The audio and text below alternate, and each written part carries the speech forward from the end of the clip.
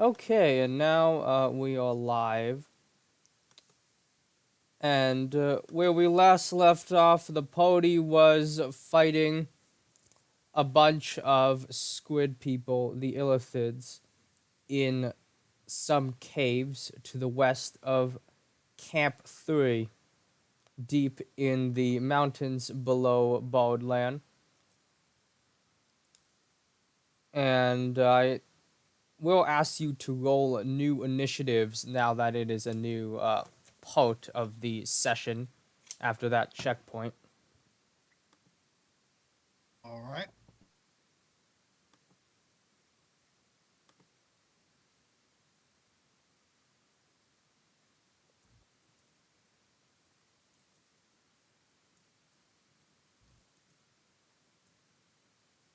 What a great way to start.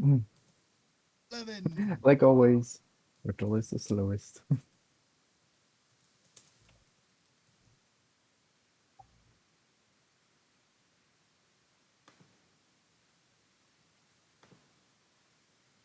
11 and oh 7, 11. There we go. Hey, perfect timing. There he is. No intention for trademark infringement.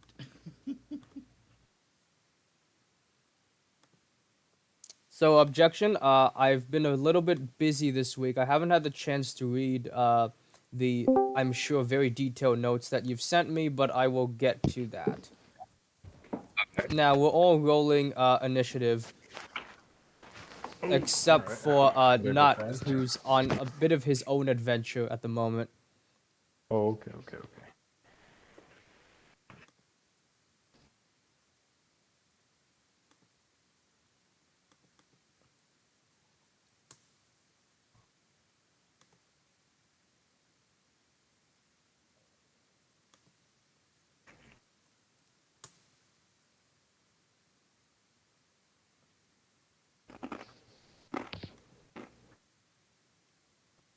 Okay, We got Zale 16. got a 16.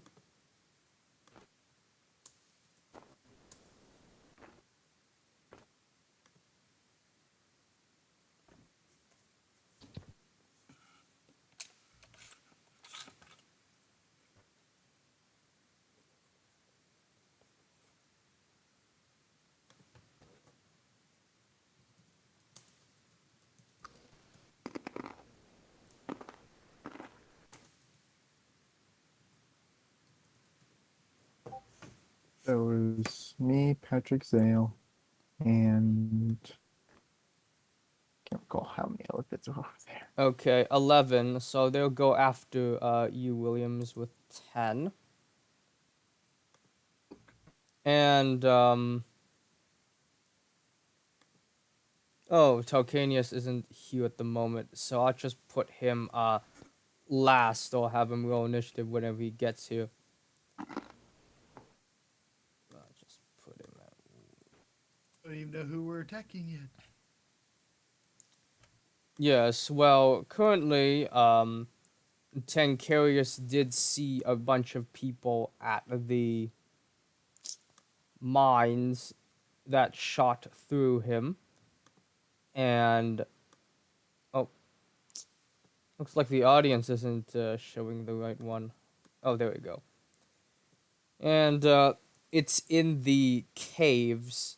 So at the moment, it is. No wonder Patrick doesn't know. Yeah, it's Zale's turn. Alright. Yeah, it's gonna say I'm logging into the table club. Uh, so I'm not sure how far away enemies are because I don't see the map right now. Is there anyone within 30 feet of me?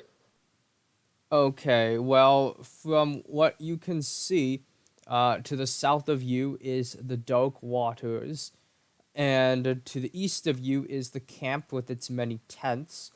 To the north of you is a rock wall, and to the west of you is a tunnel. And you can see that the tunnel does extend a little bit off until it tapers around a corner, Hmm. a few corners. Alright, I will Climb. I will try to climb the rock wall. You will try to do what? Try to climb the rock wall.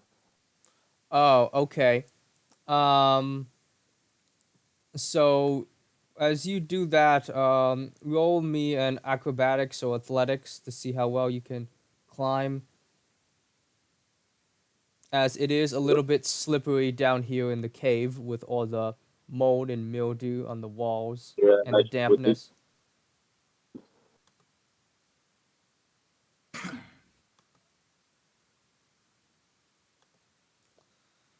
That ain't so good. Rolled a 7.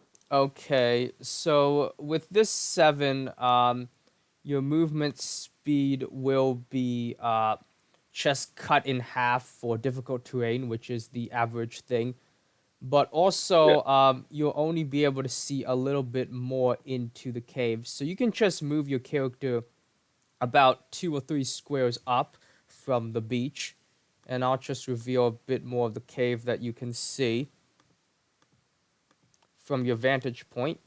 So it seems that by looking down, you can see a bit of the tunnels where there's a bit of a hole in there, but otherwise, it's even more underground.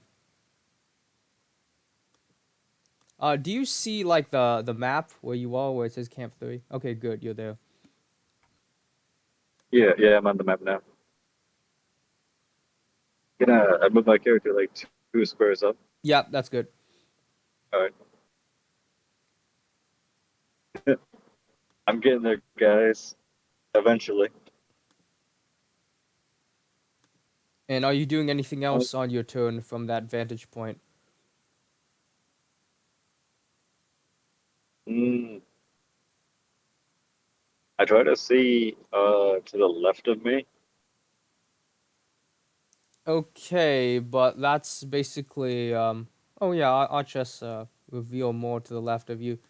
It looks like it's just more darkness. Oh, interesting. Uh, I shout out to everyone down below. I don't know if this is gonna lead to anything. It's just kind of dark out here, but I'll keep looking. Uh, turn. Okay, your voice was a little bit glitchy there, so do what you can on your end to fix the audio quality or equipment. Meanwhile, we will go to Patrick's turn. Patrick will look back at Obold, who's still in the camp. Uh, I'm going to trust you not to run away at this point, otherwise, it might not be good for your safety. And Oh, Patrick's, but if I run away, I won't be able to learn magic for free, and I love free, says Lolbolt the Kobold. indeed, just try to stay back.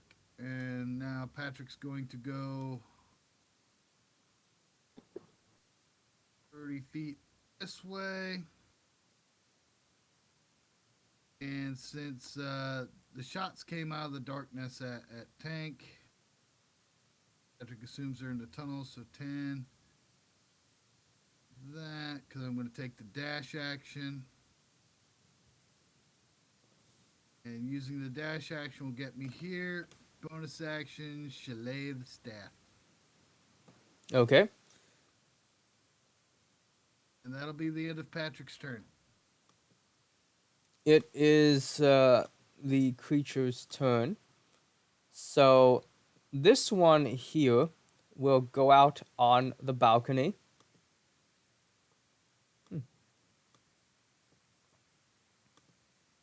And from there, it will make an attack on somebody it can see on the beach.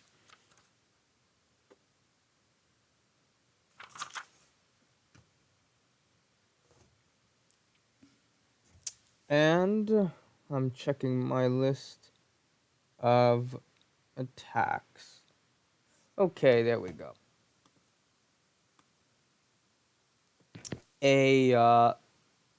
I'm going to roll, let's see, a d4 to see who it hits. Okay, that's a 4. So I suppose it will hit um, Tankarius's zombie that he possessed last session. That will be. And it will take a good chunk of damage. Does anybody remember if that zombie suffered any damage last session? I don't believe it did. I don't Okay. think it did. We killed the one, and then I don't think we did any damage to the other one. Oh. Okay, so that would be. It loses a little bit of health, but doesn't notice it because it is an undead. And then for the other enemies' turns, this one will sneak back in through the tunnel and make a shot at Tankarius's character, Nick's character, who isn't here at the moment. So I'm just gonna pull up his sheet and check what his AC is.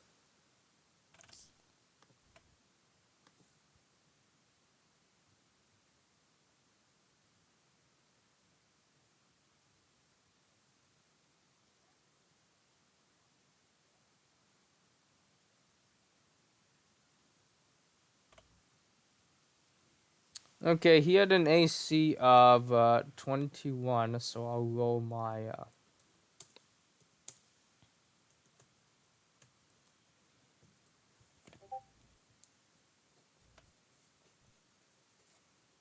And that's a 7, so that one misses.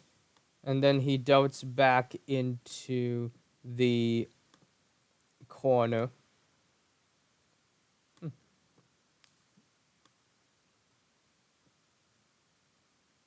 And that's the end of the enemy's turn, and it is Kamak's turn. Okay. And so he shot at us from a view of his cliff to the beach, right? Yeah, he shot at the Yeah, at you. So since he took a pot shot at me, can I see him? He's still standing on the ledge. You can see him. Oh, did I Okay. reveal that ledge? You can see it, right? Yeah, you can You see it. revealed the trunk over there. Just wanted to make sure, like, since he did shoot at me, if I could, see him. Right, that's the ledge, the same ledge that the clown last session dumped a bunch of bodies off. Gotcha. Was just making sure. So I'm just going to double check distance real quick. Yeah, I think I've got plenty of room. Yep, I've got plenty of space, so I'm going to drop a moonbeam on him. Let's see. I'll just cast that at second level. Okay, now Drop I a moon. have your moonbeam from before somewhere on this map. I'll just find it and. Oh, Yep, it there it should is. cover roughly 4 squares.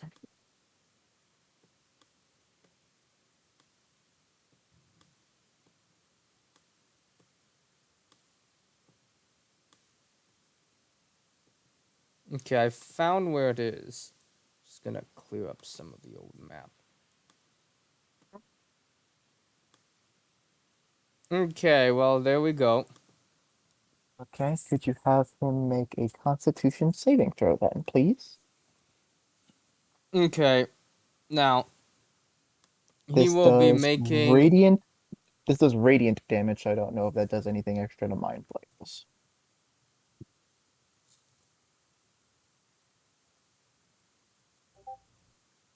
Okay, so he got a 3. He got a 3. All right, he fails, so he's gonna take the full damage of this. That's 4 radiant. That was a really low roll. No. Okay. I will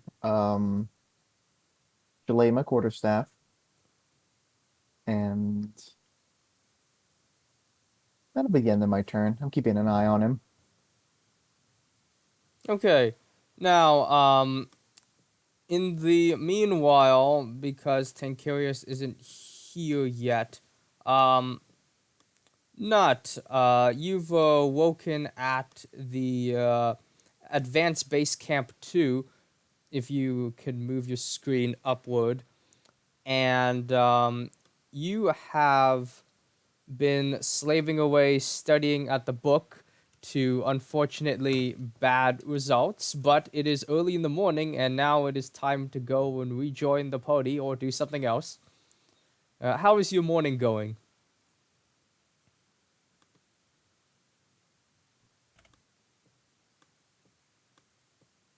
Oh well, you know,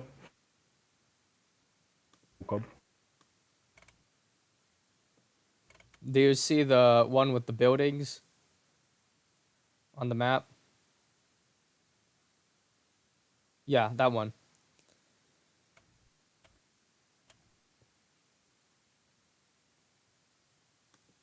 Spend.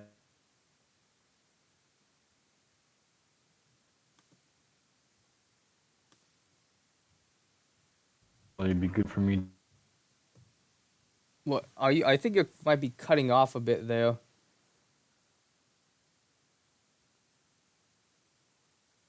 I think it'd be good to rejoin the party. Yeah. Okay. So you do that, and a bunch of dwarfs offer to go with you because you're going alone. So I just represent him as this one dwarf. Do you like accept that, or do you want to go alone? Yes, it's my.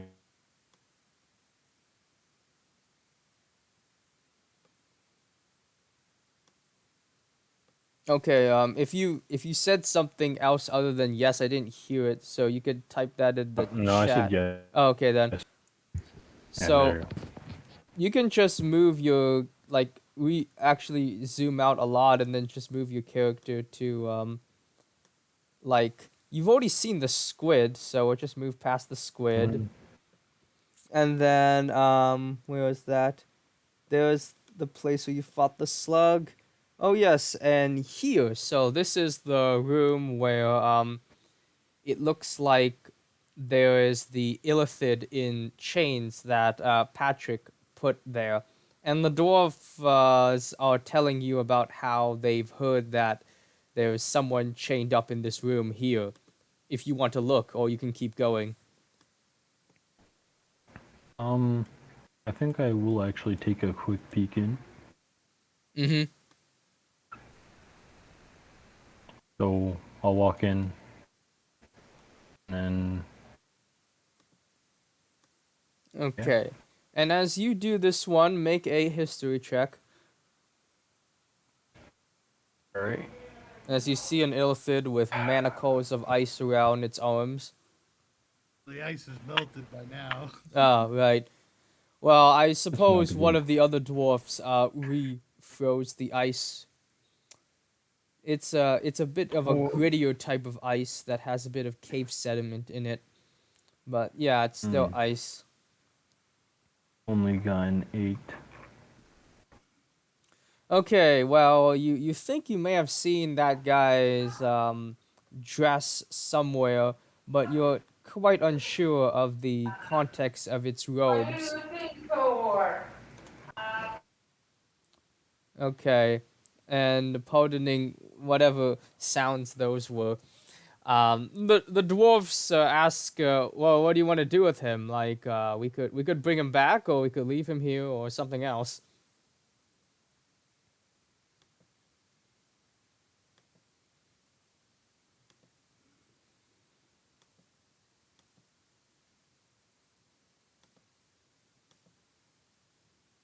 Sorry, repeat that, please. Oh, okay. I'll just type it in the chat. Yeah, I So need to just close my door real quick. yeah, okay, that's fine.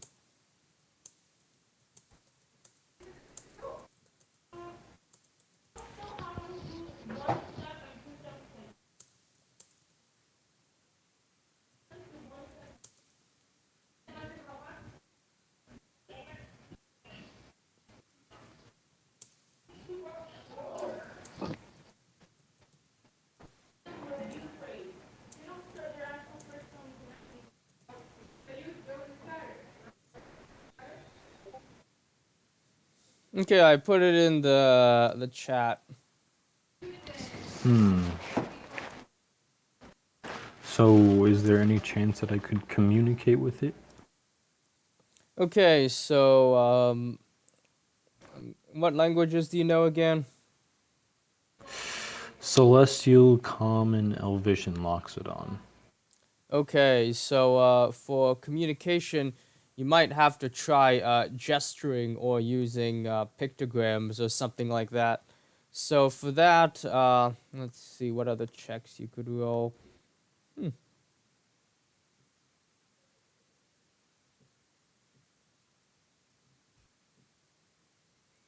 Yeah, okay. Let's see. Yeah, so as you do some gesturing at the thing, trying to communicate, make a perception check to see if like you can understand what it's trying to communicate to you with its like various tentacle, beard, and weird eye blinking. 16. 16. Okay, so the Illithid is offering its services as a what's it called? You know those people who do the oh yes, as a masseuse and physical therapist or body Huh. therapist. And the tale seems to be something like, well, I was beaten so bad by the pony that and I can't go back home either because there isn't a home to go back to, so I might as well like try to work my keep off.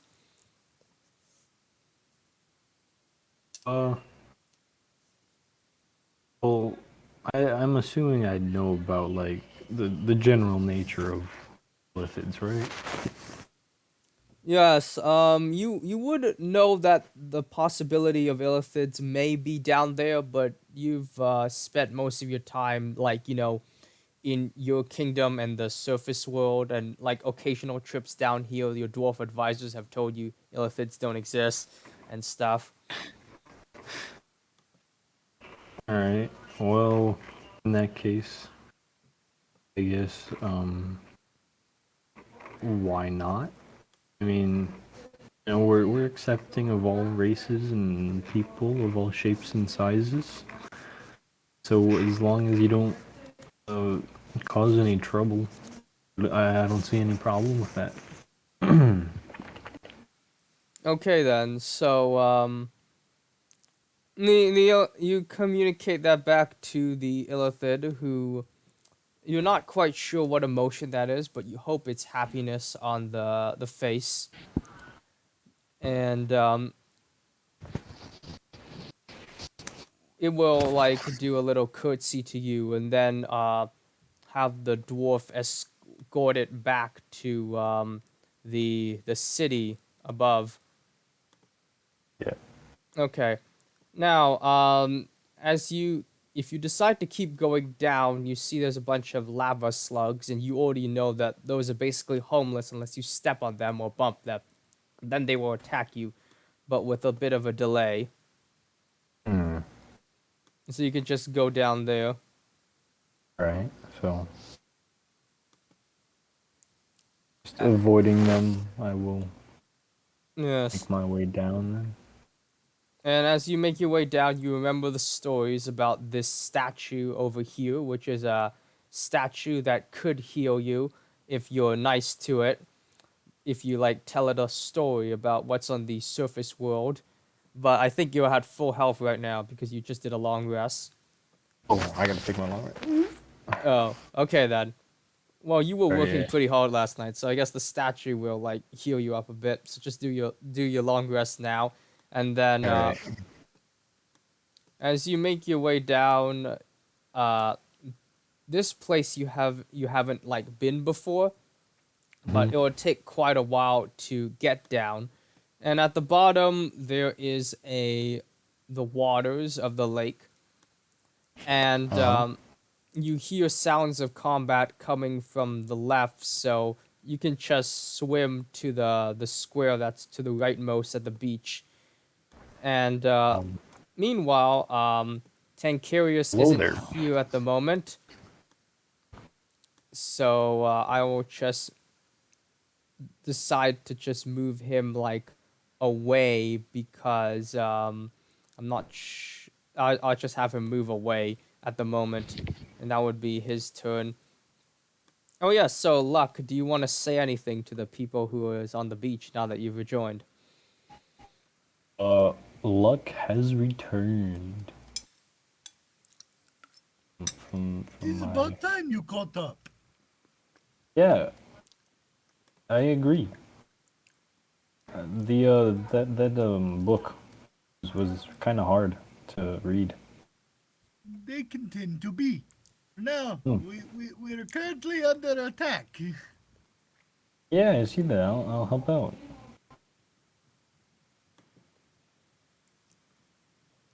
And it is Zale's turn. You are still clinging to the side of the wall. Um, what do you do now?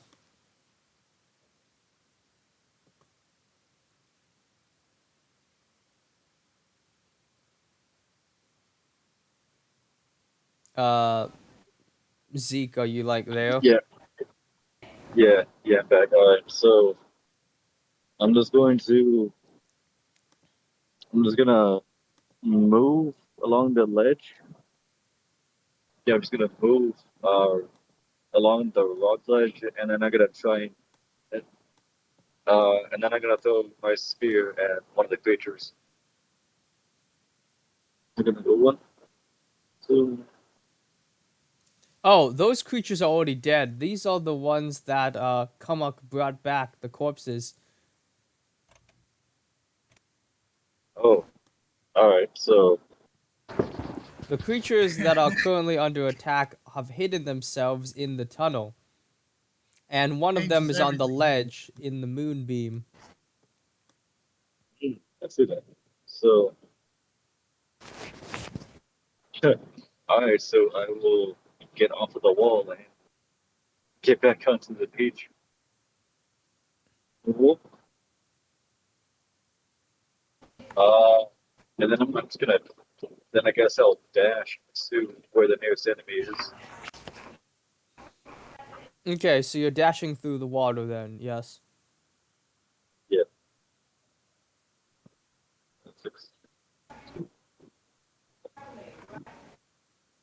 And that's my turn. I'm just trying to run over there. Okay, Resume. I am curious, are you like outside at the moment? I am in a moving vehicle through the mountains. Oh, right. Wait, are you still like moving? Like your stuff? No, just driving around. Oh, okay then. Yeah, that makes sense. Okay, so I'll move to the. It's Patrick. It's your turn. All right then.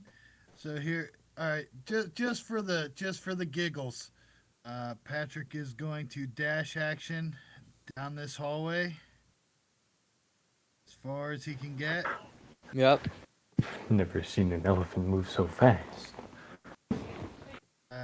60. So we just have this really fat egg Loxodon just charging down the hallway. And that'll be the end of my turn. Okay, Stops going kind fast today. out of breath. Okay, so this guy on the walls does hear you coming out, so he'll go and check what's here. One, two, that'll be 10 feet. I need it. And he does see you, so wait, I need to check how the distance. Huh. Oops. Is that a Loxodon or is it Oh a my. giant gray boulder rolling through the Okay, so he rolling will through go the up tunnel? to you and see what really does look like a gray boulder with all the dust you've kicked up charging into the cavern. And he will make a taser tentacle attack. All right. And that is a melee reach 10 foot. and that would be a 23 to hit. Uh, hmm. Unfortunately, it looks like that's gonna hit. And for damage, that will be a. Oh wow, that's max damage. Okay, 13 damage, Ouch. and that's lightning damage. And that, and as you have been hit, that is the end of its turn. And for the next one, I'm going to have to figure out where he went. Okay, so he's here. Let's see. One, two, three, four. One, two, three. Yeah, that'll be 15. And then he will do the same attack. We'll see the result of that.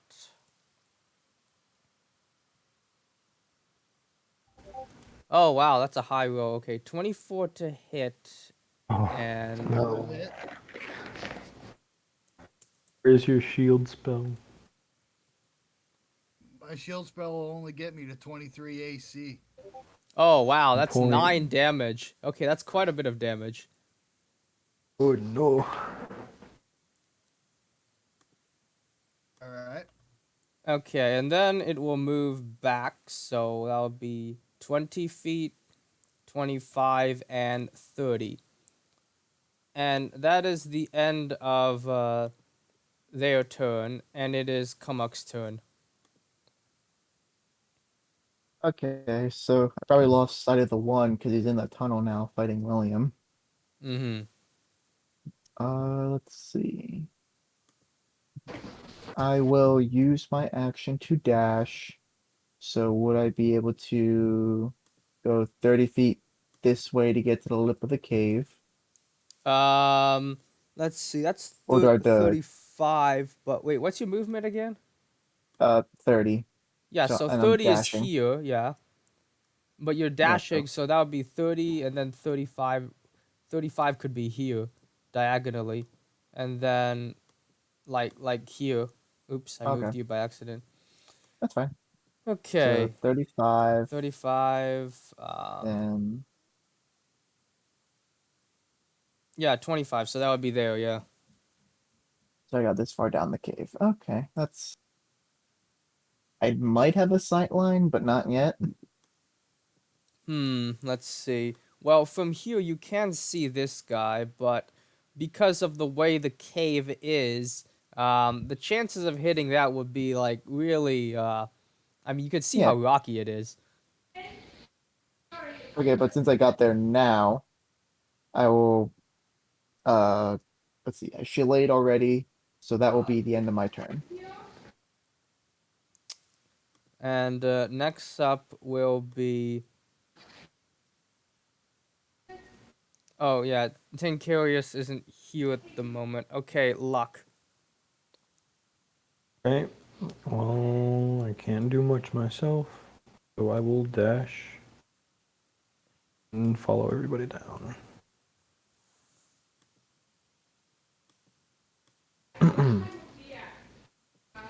That's my turn. I just dashed. Okay then. Let's see. So, Zale, you are still in the waters, and the cliffside is about. I would say it's about 10 feet of a climb from like here Sorry, to are here. you ready for my order? All right. So can I? I don't imagine I can go like here, right? No, that's like blocked by the cavern wall. All I right. need to place 2 orders. So I'm just gonna dash over here then. I can just stop measuring. Right. Whoop. Not. Can you mute yours for a second, please? No man. Okay, so yeah, objection. So yeah, where are you Second going order. again? Oh,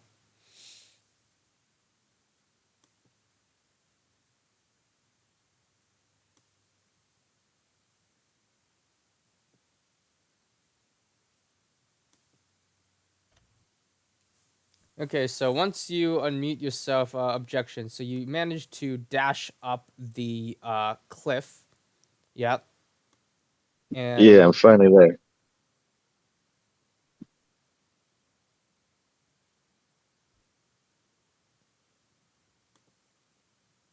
are you doing anything else on your turn now that you're on the ledge? Uh, You I can't really also do do anything. you also do manage to see the guy, but yeah, you can't really do much. So Yeah, because I used my action to. Yeah, I don't have a bonus action either. So yeah, that's my turn. I can oh, finally see him though. okay, Patrick. Your move has got quite a bit of damage to you, but now you know where at least a few of the enemies are. You hope. What is your turn?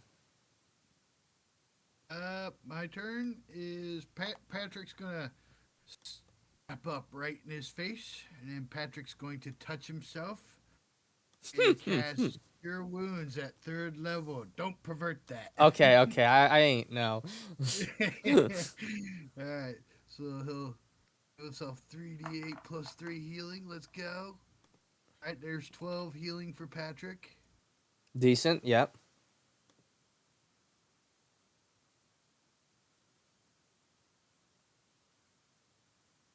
And it's the end of his turn as he gets right up into Illithid's face. I see you now. Hmm. Okay, and with that, it is the Illithid's turn. So this one is going to do. Okay, so this one will make another attack, which would be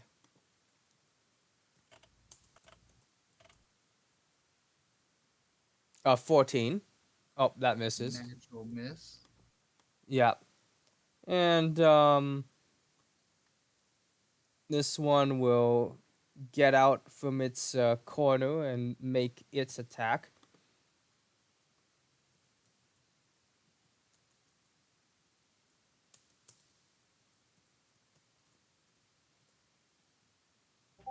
Oh, a 15. That's another natural miss. Okay, so he will also go. Let's see. He moved 10 and then 15, 20, 25, 30 deeper into the cave. But meanwhile, while this occurs, um, Kamak, make an intelligence save. No.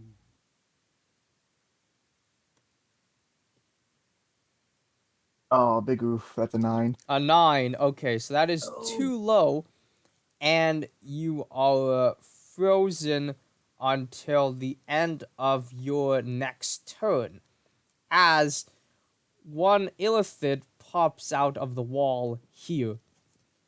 Okay, then. Who is surrounding who? The big question. Oh, come on, you're frozen. And then it's the end of your turn, so you're no longer frozen. Okay, not. It's your turn. Alright, I will do another dash action and just make my way over here and then a little turn and run right to where Kamuk is. Oh, is there like a. No, there's a person right here. Yes, the illithid that popped out of the wall. Oh, okay, okay. You That was. run right into him. I didn't I see you did. there. Didn't see him there, even though I have dark vision. Wacky. um, let's see here. You know what? I will give Kamuk a nice little bardic inspiration. I'm gonna be like, oh hey, and there you are again. And we got this. We can kill him together. Yeah. Heck, my small friend. Yes, we have a tentacled bastard to kill. Yeah. Alright, you have a 1d6 inspiration die now. Much appreciated. I will be sure to use it to its maximum efficiency for slaughter. Yes, very nice. It is your turn, Zale. Ooh, alright then. Hmm. I'm gonna finally step into the tunnel here. 5.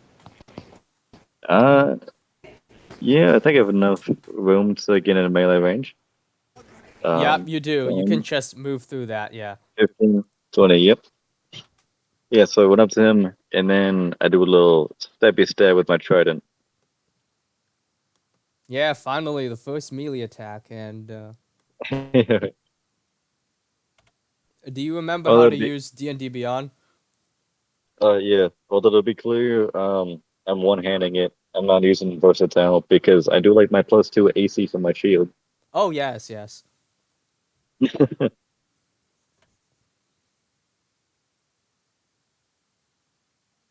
Boom! First attack is a 16 to hit. Yeah, 16 does hit. Oh, sweet! And that is 3 damage. I rolled the lowest I could. 3 damage. You, like, stab one tentacle and try to Yeah. pull it off like a Italian putting a fork in pasta, but only one tentacle comes off and not the whole thing as you expected. Yeah. A little disappointed with that one. I try for a stronger attack. So attack number 2 coming up. Da da da. Does a 10 hit? No, the 10 misses as the butt of your trident gets lodged in the wall, and you have to spend the rest of your action kind of dislodging it. Oh yeah, so triggered.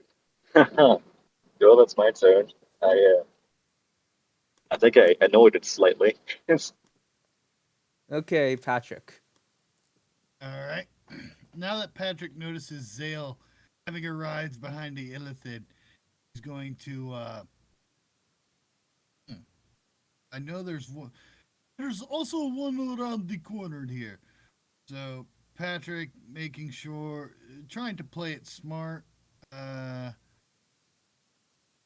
since it'll be diagonal from him, he'll step up here in this spot so they can't turn around and two-man anybody really, because he's going to cast the create bonfire cantrip right there.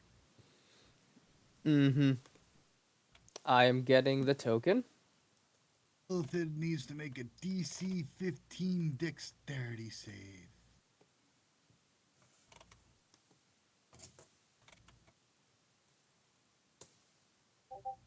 That is an 8 dexterity.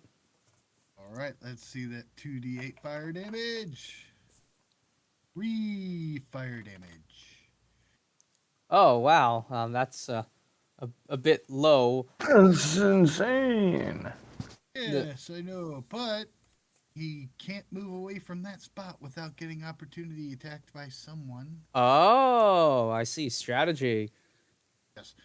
So now, uh, hmm, I'm not. I'm not. Yeah, I'm good. I'm good. I don't need no more healing. I'm all right. And that'll be the end of Patrick's turn. The illithid is now caught between a little volcano and the deep blue sea of Zale. And it is its turn. And in an attempt to bring you down, it will try to use its psi time and try and freeze everyone in place. So Zale and Patrick make an intelligence save. All right, Oh intelligence boy. save. Natural 20, baby. Oh, yeah, your brain kind of bulges out of your skull for a bit, just to flex a bit. World's first brain flex.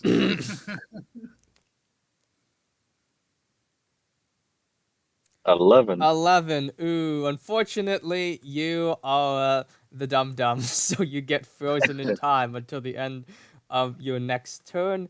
And Squid Boy manages to move here out of the bonfire, and unfortunately, you cannot opportunity attack because you are still frozen. Yeah. And that's the end of its turn. Meanwhile, it seems the you hear some coughing down the tunnel as let's see, one, two, three, Hold on there. 4, 5, 6, 7, Hold on there. 8, I'm not liking how high these numbers are climbing. Yeah, 9, neither am I. 10.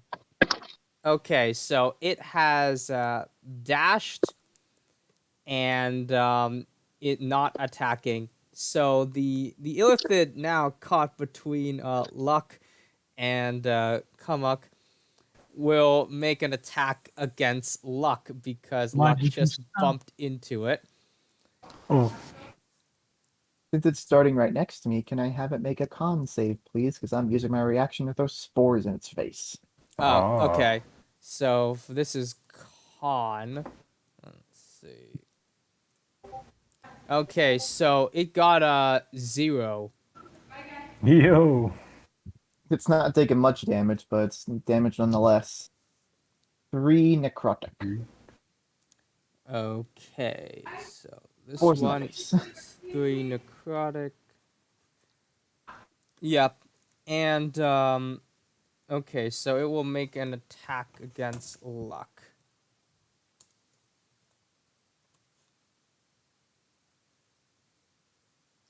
Which is a electric tentacle attack, and that's a dirty 20.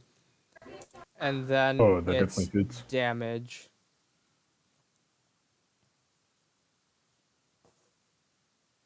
And as you notice, this one seems a little bit healthier and more purple compared to its faded brethren down the tunnel, as it lashes Luck with huh,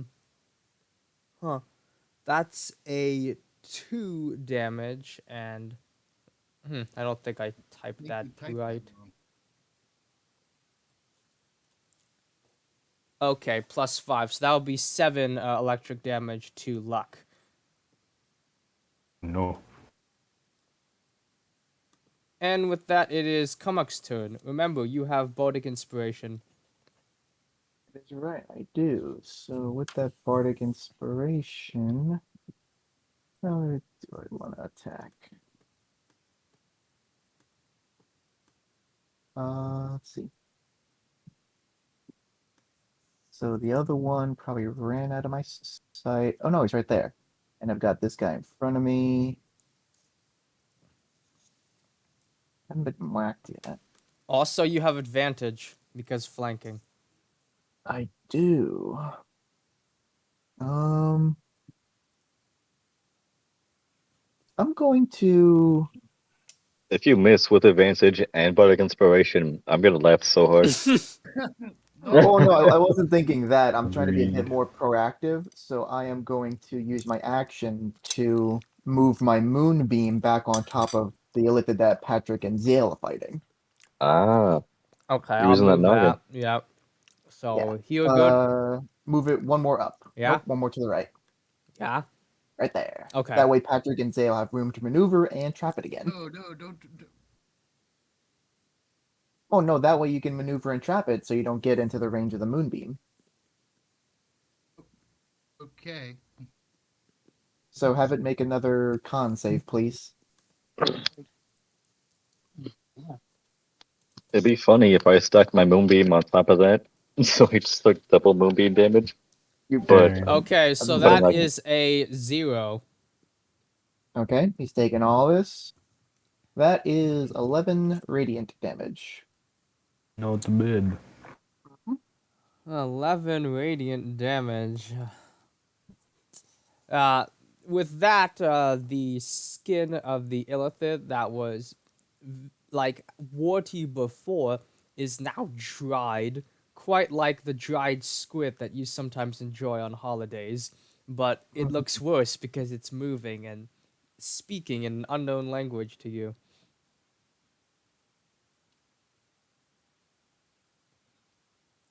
And is there anything else you can do on your turn?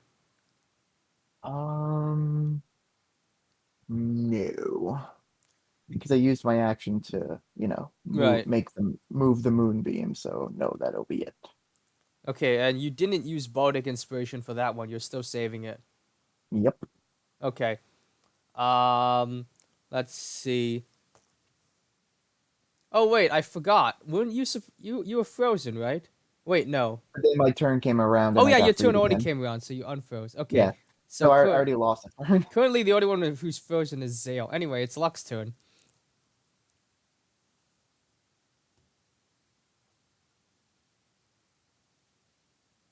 Yeah, I've only got 11 intelligence. I'm pretty susceptible to being frozen by these guys. This is the second time.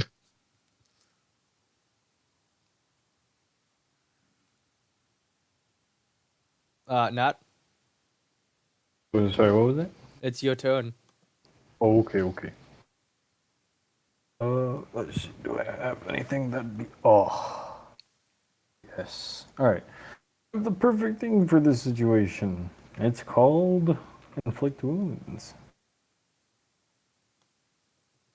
So I will cast inflict wounds at second level, sorry, and target the Illithid.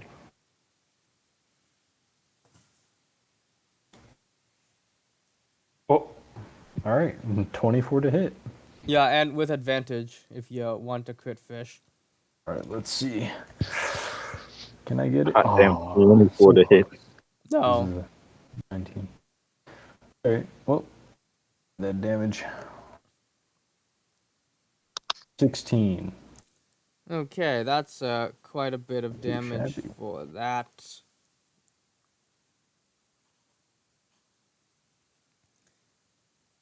Definitely And take that. with it, old wounds from the Illithid burst open, and you hear the wounds look like they're smiling and some are frowning, and they begin like laughing at you. That's pretty wacky. Um, that is my turn though.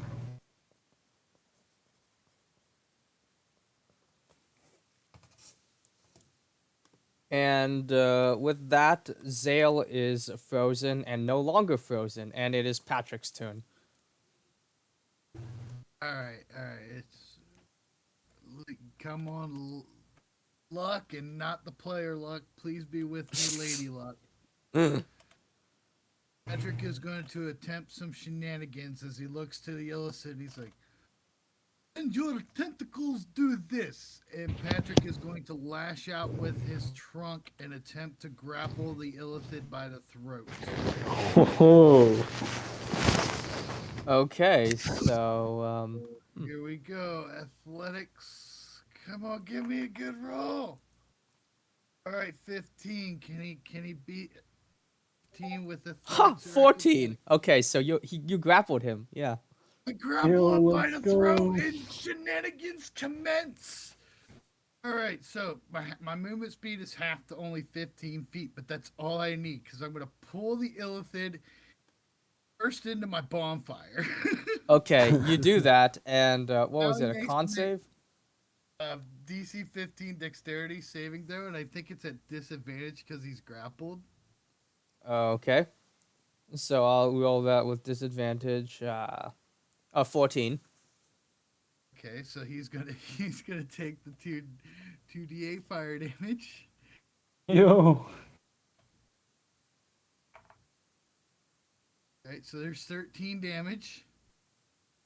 Then big Patrick's gonna move brain. him back into the moonbeam. And with that, the Oh, shrimp, the squid goes extra crispy and dies. And then, being in the moonbeam, his corpse looks prettier than it deserves. Yeah, Patrick was just gonna bounce him back and forth between these two till he died. Okay, I'll give you inspiration for that. That That was that funny. horrible abuse of That was mechanics. good. Get inspiration for that. Right? I didn't think it would work. It all relied on a grapple check that had +0. Yeah, you're lucky you also had +0 for strength. Yeah. Oh, all right. So That's good. that's after Patrick lets the body go, he'll step back down here, and that'll be the end of his turn. Okay, and for the enemy's turn, um, this one over here will try another psi time on Kumuk and Luck. So both make intelligence God. saves. Oh no. No. Oh no. Okay. 13. Okay, so 16, Kamuk is smart, but unfortunately, Luck is not smart enough, just close off by one. So Luck is frozen, Oh. and then the Illithid will try to go back into its secret tunnel that you can now see goes this way. Anyway, Kamuk, you get an opportunity attack as it leaves your space. Ah. Kill it with the opportunity attack.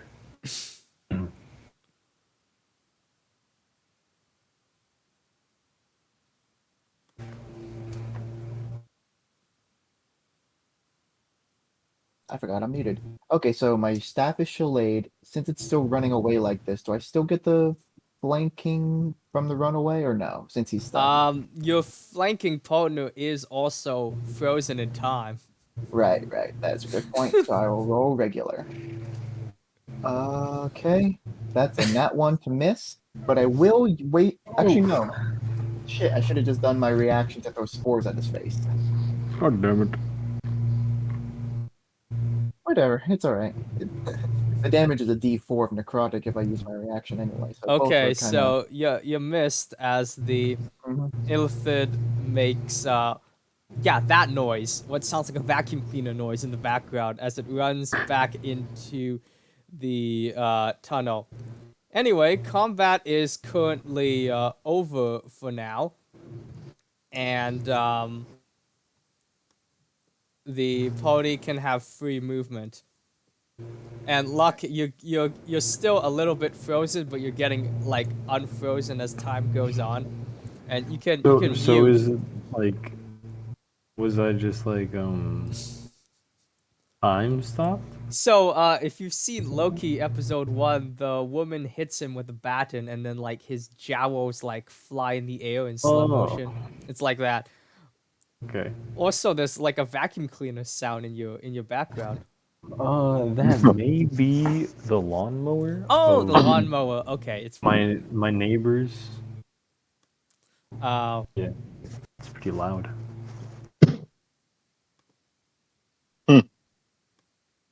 yeah. Let's combat over. Kind of shake my head a little bit, and I Oh, hey, say, it's my dwarf buddy. I swear to Persona, if I get frozen in time one more time, I'm gonna lose it. I hate these things. And then I where am I? Oh, like way down here.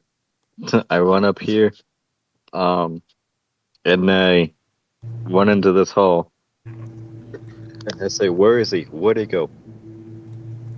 Okay, and as you go into the hall, I will reveal the this section of the map. Okay, make a nature roll to see if you can tell where he fled to. Nature. I'm something of a naturalist, possibly. Hmm. No, not really, because nature is intelligence, of course. Ah, Wait, how? In what? That should be wisdom. Oh, whatever. is intelligence. Right. It's pretty wacky. Survival is wisdom, but nature is intelligence. Yeah, Okay. I think you're thinking on that type of context because um if you're You're tracking technically something, tracking. normally that would fall under more survival tendencies. Yeah, but in this Yeah. case, it's not like you're tracking an animal. You're tracking like a creature. Whatever. I said nature, so it's nature. Yeah, Yeah, I will. I know you're we're all just trying to explain to each other the reasoning of the our brain. reasoning of this reason that these guys probably just plopped down without thinking about it in the rule book. Okay, so you're not quite sure where it went in the tunnels, but you do like see that there is what looks like a chest behind you. Huh. All right. Loot. It's okay. I go over to the chest and I inspect it for traps. It's a mimic. I'm not a rogue, but Okay, well, let's see what we do. from what you can see, there are several vials and syringes around the chest. Hmm. Okay. Can I do? Oh, vials and syringes. That makes me immediately think of medicine. So can I do a medicine check on the vials? Okay, go ahead. Wait, isn't medicine also intelligence? Yes. God damn it! Yes. Okay, Wait, that wait. would No, make Oh, medicine is wait, sense. no, wisdom. no, no. Actually, no. It's wisdom. Medicine is wisdom. Yeah, yeah. Okay, okay, sure, why not 5e? Okay. Right? That's a 12 for the medicine check. Okay, well, That you wasn't much. can That's tell not bad. that from what you know, these aren't pleasure drugs, unfortunately. These are like medicine God damn stuff. it.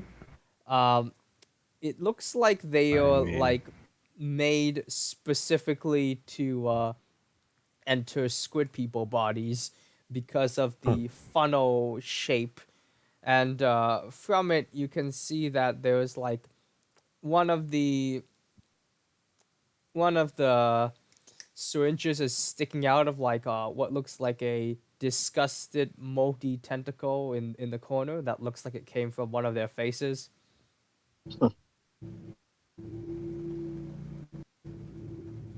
Hmm. And on that I tentacle is what looks like a petrified wound that also kind of looks like a smile. hmm. Interesting. Hmm. I try to pick up the chest.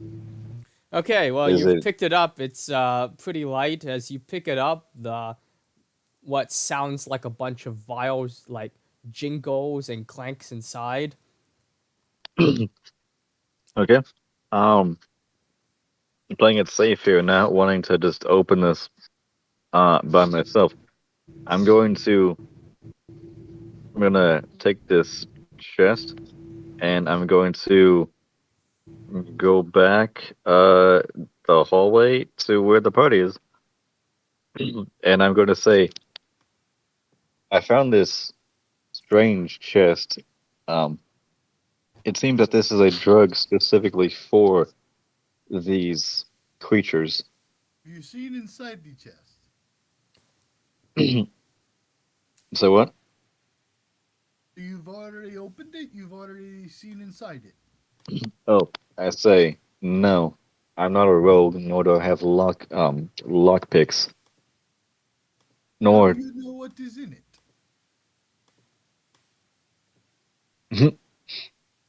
because I point to the vials and syringes on the outside of it. Like on the floor outside I of it. mean that Uh, that doesn't I, mean I, that's what's in the chest. I could probably give it a have a throw at it. You know. In case it is trapped, I'm going to step back here behind the wall. Yes, I feel like that's a good You, idea. you do that. All right. I will march on over to this chest. You know. Yeah, but Zale is And holding it right now. It's just that it's kind of oh, part of the oh, map, okay, so I okay, can't like gotcha. detach it. So the Right. dwarf will move aside so you can take a look at the chest. Alright, Zale, hand it over. Okay. I set the chest down on the ground, and I then crack I crack my back away. knuckles. Now, watch. Alright. So Luck will attempt to pick the lock. Patrick goes just a little further behind the wall. Okay, so that would be sleight of hand, and Dexterity. Alright. Natural 20. okay, Yo. so the chest opens, and with it, it seems you've managed to get the pick in such a way that you've blocked the pick inside what would have triggered a bunch of poison gas. So the poison gas mechanism is just impotently at the top of the chest, just brewing there, not doing anything. And you look inside a bunch of pretty vials. Some of them have weird things on their heads, like fish head vials, squid head vials, and one of them is the big one in the center has what looks like a brain shape with the brain stem as the mouth of the bottle. Is it safe? Uh, yeah, I mean, I got it open. I looked Wonderful. at I looked at Kamak and I say, "It seems my caution was warranted indeed. To think they would fill the chest with this is quite deadly. What was the chest filled with again? Poison gas.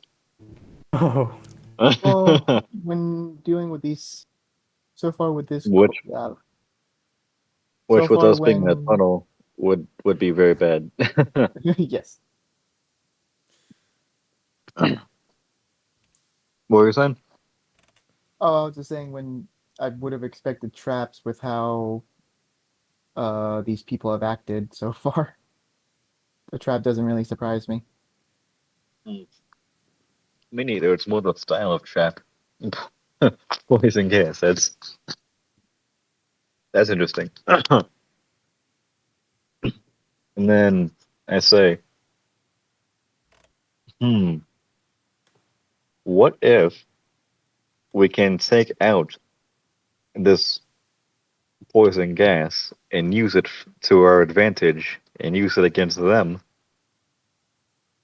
It would be interesting, but that is only the trap. It seems there are other vials inside. Can I see any writing on these vials, or what at least appears to be writing?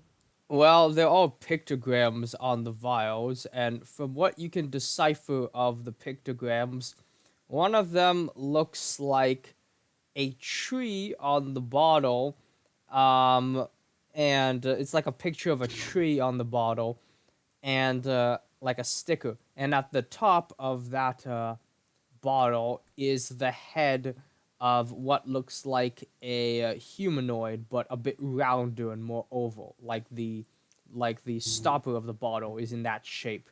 Then on the second bottle beside that, it is a bottle shaped like a tentacle. It's wavy, and the stickers on that vial is one of them looks like a illithid touching a box and then like jagged lines coming out of the illithid's body.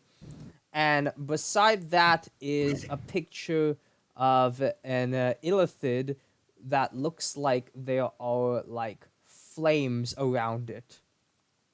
Okay, so these definitely appear to be some sort of labels. I don't speak whatever language they're written in, so I'm going to cast comprehend languages. Okay, and describe that. For the duration, I understand the literal meaning of any spoken language that I hear. I also understand any written language that I see, but I must be touching the surface on which the words are written.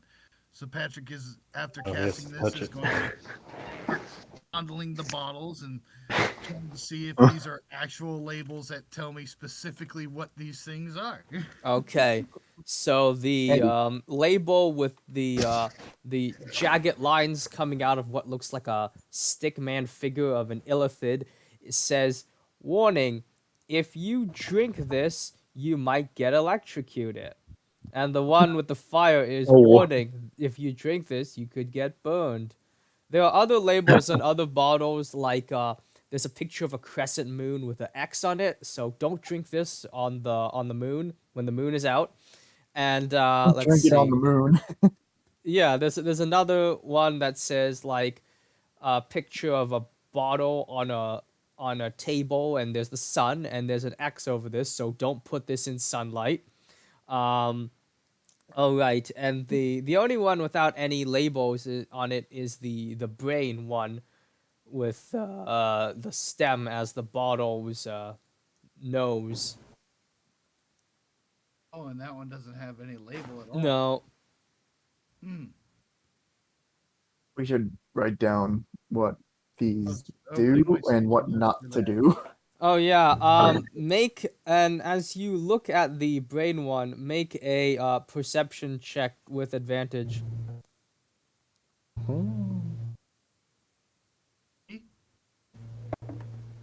You're the one looking at it, so All right. Perception with advantage. Roulette. That helped Six. me not at My. all. That is stealth. It's my stealth. What? I don't know why you click stealth, but whatever. That Okay, was so mine. from this, your nose smells that this is a familiar scent, but because of the stress of being underground, you can't quite place it. So it is Hmm. something familiar to you. Dag nabbit.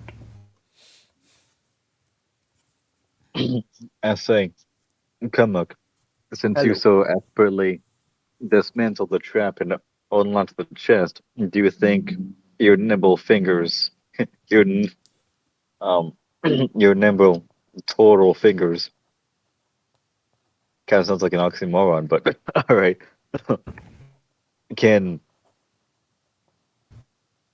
can freeze the poisonous gas from the chest? I wasn't the one dismantling. I was watching. Wait, so who was Huh? dismantling it then? Yeah, who like I wasn't the yeah one who? who The dismantled the what? trap. I was Oh watching. no, oh, Yeah. no. Well, I picked the lock. So Oh, okay. There's another the classic confused character or confused player for one another. Okay. So luck. It's struggle. actually pretty easy to pop out the bottle of poison from the chest's lid, and you just put a stopper in that, a bit of cork, and All right. you can like just add that to your inventory as bottle of poison. Okay. It's a That's consumable. fine. You throw it on somebody. You can poison them. Yeah. You can open it, and well, if you open it, it'll like become Drink a the poison. the liquid will turn into gas. So it's not like you can pour it or anything. So, but yeah, Just basic poison vial. like gas poison bottle. Yeah. And this works. This works. Awesome. Now we can use it. Yeah. Throw it at the Going ellipsis to Pretty use if it hurts him. swanky. magic quill to write translations of those labels of the ones he could translate onto the labels. Okay. So while you do that, just take your short rest because that's gonna take a while. The quill doesn't require ink and it's really quick. Okay. Writes 6 times faster than anyone normally does. Oh, okay. That you don't have to Hmm. take a short rest if you don't want to. It's up to Luck because this is his kingdom. Oh, yeah. Go ahead. Do what you want. I was just writing on the labels for you. While this is Yeah, happening, that'd help actually, because I don't know what this is. while this is happening, I go back into the chamber I was in, and I do a little look around. Okay, well that's a dead end. You went Ah, north. There's nothing else there.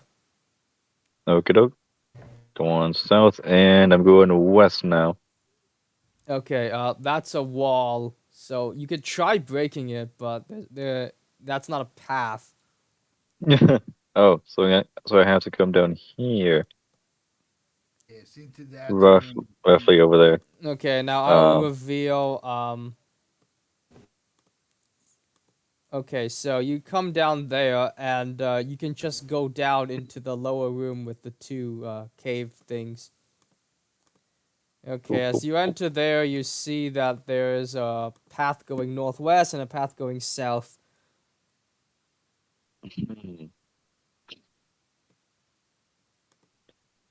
I'm gonna say northwest we go. Okay, well, as you go northwest, you realize it's the same path. They both go the same direction. Anyway, I didn't make this map. As you wander around the cul-de-sac, there's a path going west and a path that's going south.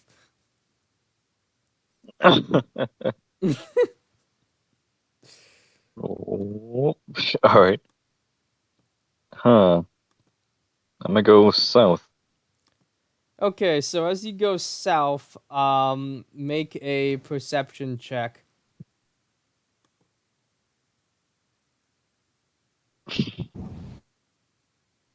Boy, do I love checks that require intelligence. Hmm. Wait, doesn't perception require wisdom? Oh This wait, is yeah, it wisdom. does. Oh, how about that? Good. Oh shit, 22. Okay, well you've noticed there's actually what looks like a hole. It's about 10 feet deep in front of you. So like around this area, you can just hopscotch over it. But otherwise, you would have like gotten your foot caught in there and then tripped, and that would have been embarrassing. Yeah, I've gotten stuck in there. Huh. And nothing gets past me. Do a little hop and keep going south. Um, like right here where I am. Is that another hole, or can I just keep No, going? that's the hole I just talked about. So you just like Oh, I thought if that you was the one. jump Okay, over whoop. like there, Yeah. you'll get to the other side.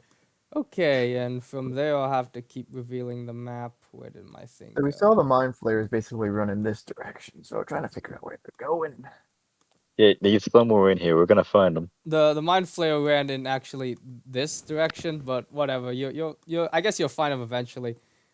Oh, he ran that Okay, way. so going west, it looks like there is a room that smells of mushrooms, and north there is a weird slit in the wall. Ooh, I Hmm. heard mushrooms. Hmm. I will investigate this weird slit thing. Mushroom Okay, room. well, it looks like there are a bunch of what looks like wrapped puzzles in between these two support columns. Hmm.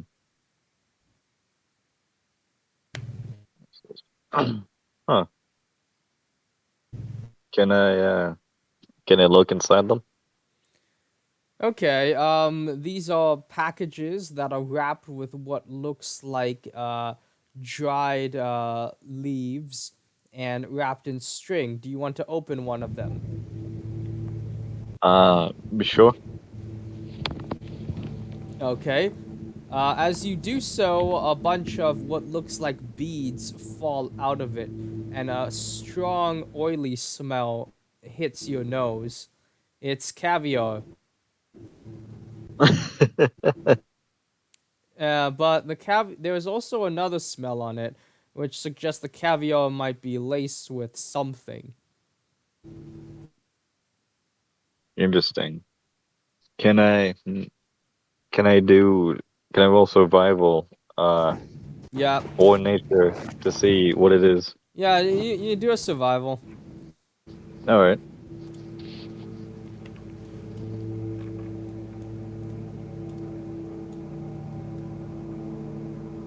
all done scooted. That is a 9. Oh Okay, my well, as you're examining it, you god. accidentally crush half of the package in your hand, We need and to you like. get like caviar goop oil all over you.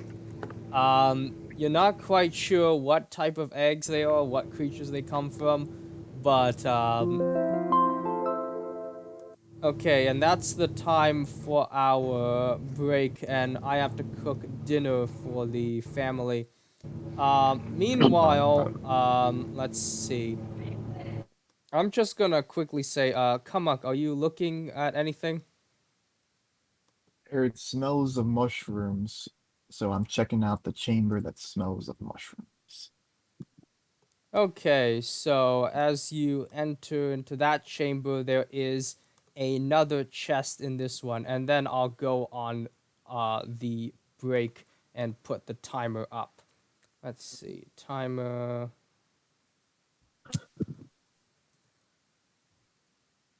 Oh yeah, and somebody ping Tokus and see if he's alive or not. I hope he didn't get into another motorcycle accident. That would suck Oh, after he just recovered from the last one. Okay. Window capture.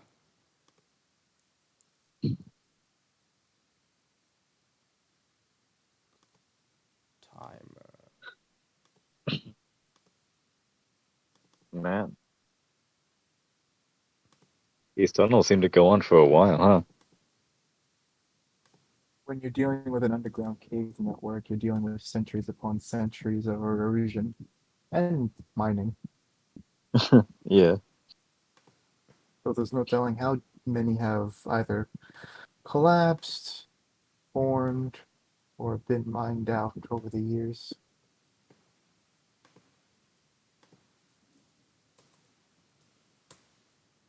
Took quite a while for the underground section of my city to be mined out. Yeah, I bet.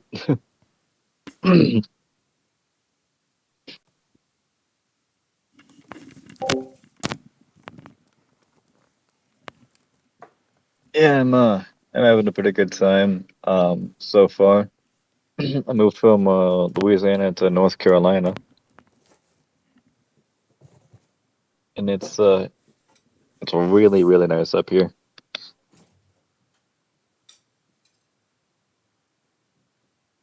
I'm glad you're enjoying yourself.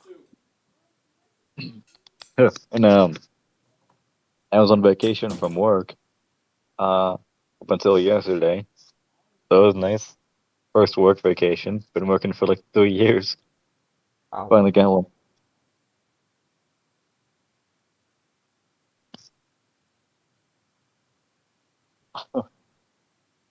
Like uh, right before I got on here, I was swimming in a river for like 2 hours. Oh, jeez. Was it at least warm? Or was it one of the Uh, freezing rivers? It was not warm at first. It was very cold. Um, it was so cold. Uh, Especially like when I went up to my chest, I was like, "Oh God, no." It had But I to be kept, freezing this time of the year. well, not freezing, but I think the water temperature itself might have been like between 40 and 50 degrees. Oh, jeez. Yeah, it was cold. But after spending so long swimming in there, eventually it was like, this is nice. But it eventually adapted to the numbing sensation. Yeah. Uh, I lo- the rivers up here are both nice and kind of shitty because like it's nice that there's a lot of water and you can see through it. Like it's not like crystal clear blue water like Hawaii and nothing. But it's but like you can see to the bottom more or less usually because it's kind of shallow. But still, it's pretty clean. Um, yeah, it's like really clean water. But what makes what I don't like about them is that they're usually pretty shallow. The couple ones that I've been to. like where I was at, um, I was able to like touch the bottom for like over 2/3 of the little spot I was in. Um, but it was still good though.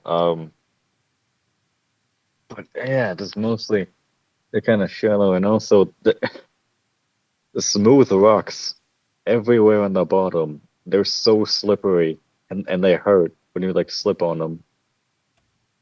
That's Way they that can that's my, fall. my that's my gripe. That's my main gripe.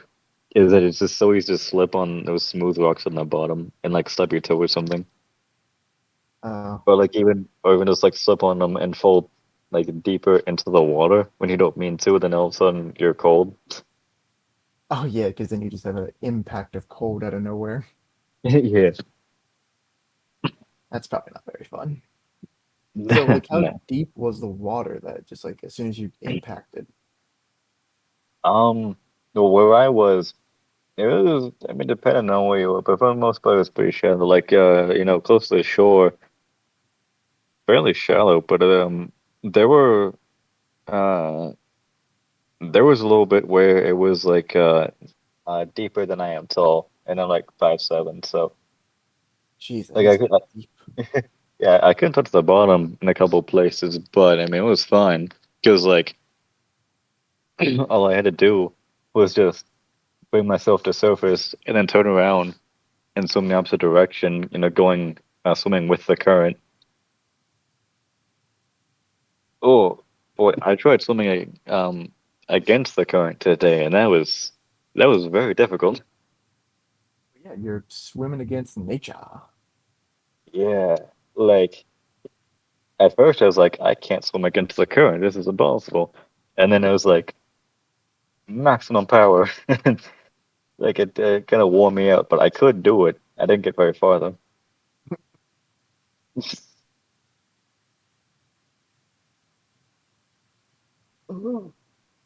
Hey, at least you got a pretty good workout out of it.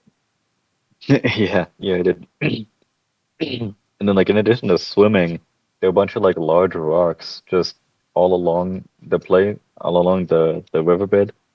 You Um, definitely don't want to hit those. yeah, so it was just like climbing on the rocks and stuff. What And did like, you at least have a good grip on them? yeah, yeah, thanks for the.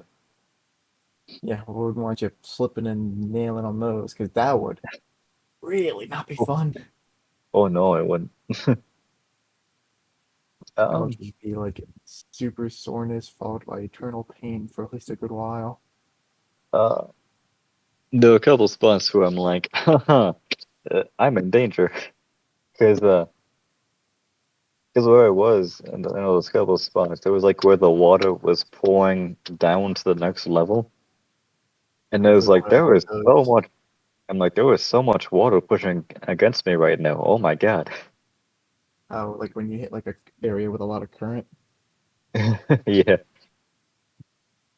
like the water was like funneled into a place, and then like it went down to the next level, and I was just like, oh, that's a lot. And, like even just like crossing there, um, not even swimming, just like standing because it was shallow, but like just trying to walk across, very difficult. I had to like constantly grab onto rocks. Oh yeah, because it's gonna constantly be pulling you. Because imagine how many gallons of water are being pushed a second. Yeah. That's a lot of water. Uh, but overall, yeah, it was super fun. I'm Really glad you liked it. enjoyed yourself. The only Yeah. other time I've gone in like rivers was when I was going down a river that's like the runoff from a dam, and they Mm. just released all the bottom water from the dam. It was freezing. Oh my God. It was so cold.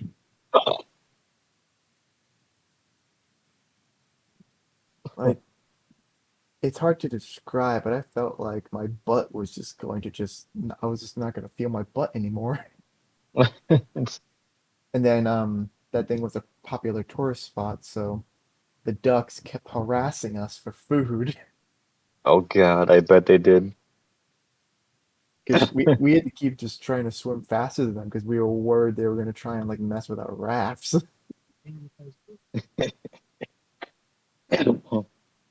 Man, Like they they followed were us for a while. pernicious little things. Mm-hmm. And when they want They something, were, they want it. yeah, there were a couple of ducks in the river where I was. Like they was just like there was me just like tiptoeing in the water, been like, huh, this is cold. This is very cold. And then the ducks just chilling, and I'm like, what, how? You're not even moving. Like you're not getting your blood flowing. How are you just chilling like that? Feathers, my dude, the feathers. Yeah. Ah, you need to give me some of those. Oh, don't worry. I'm sure with our genetic modification technology, it's slowly coming along. I Very slowly. mean, people are already trying to raise money so someone reclones the woolly mammoth for some god knows what reason. We could feasibly do it actually. Yeah, we can. We've Especially already cloned sheep. well, especially like the type of environment. It would be it would actually apparently be super good for the environment somewhere in Russia. Um, Mm, for because Russia? it well yeah, because it's like very similar to the environment that the woolly mammoths used to have. Um, Who which knows is how long very that's gonna interesting. last? Right. It'd be cool if we could do it. But the CRISPR is very exciting. Like the invention of that, this like the creation of CRISPR itself just leads to so many possibilities. It is a lot of possibilities, but also a lot of danger if not done, not handled properly. Oh, oh yeah, I bet.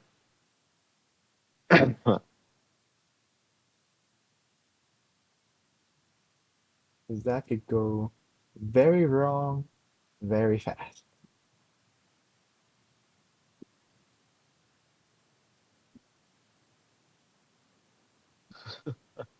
Oh man, just imagine if we were able to bring back fucking giant ground sloths.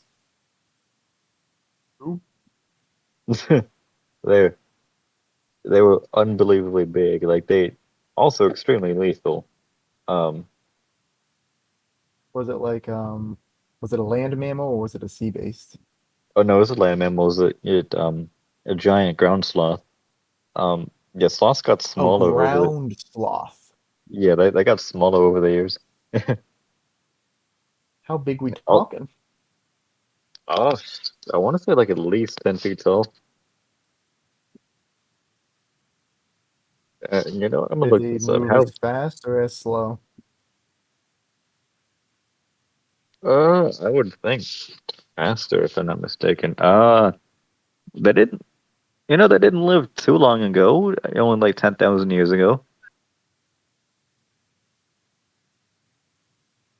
Um,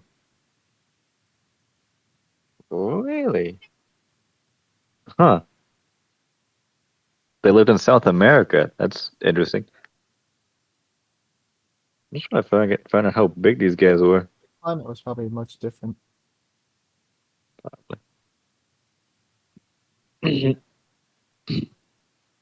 Uh, yeah, absolutely massive. Like yeah, bigger than I thought. 20 foot long from head to tail and like 4 tons.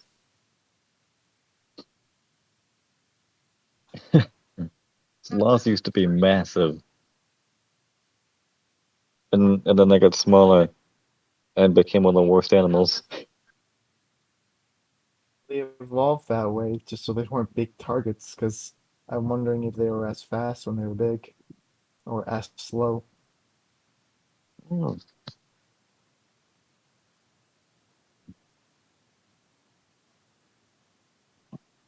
Oh, yeah, as big as modern elephants. Holy fuck. 100 pounds, right? Hmm.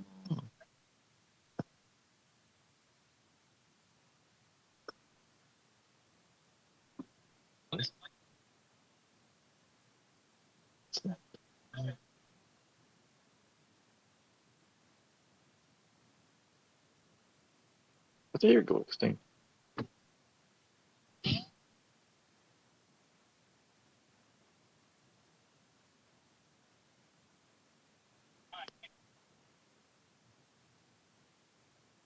Yeah, cloning tech is pretty crazy. Although, like, it's pretty cool to think of like what we could do, like especially considering like um animal human hybrids, like someone with like snake eyes and like a snake tongue and like fucking heat vision. Would be pretty cool. Again, that can be pretty sketchy. Yeah.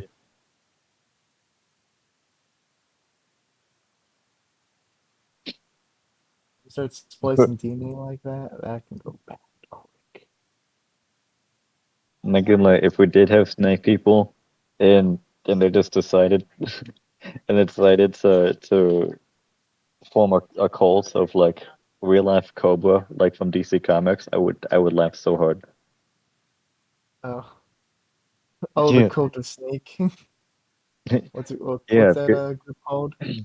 because like yeah, there's Cobra from GI Joe, but like in the Oh, DC Comics, Cobra. I it's was I was thinking of the one from Batman Beyond.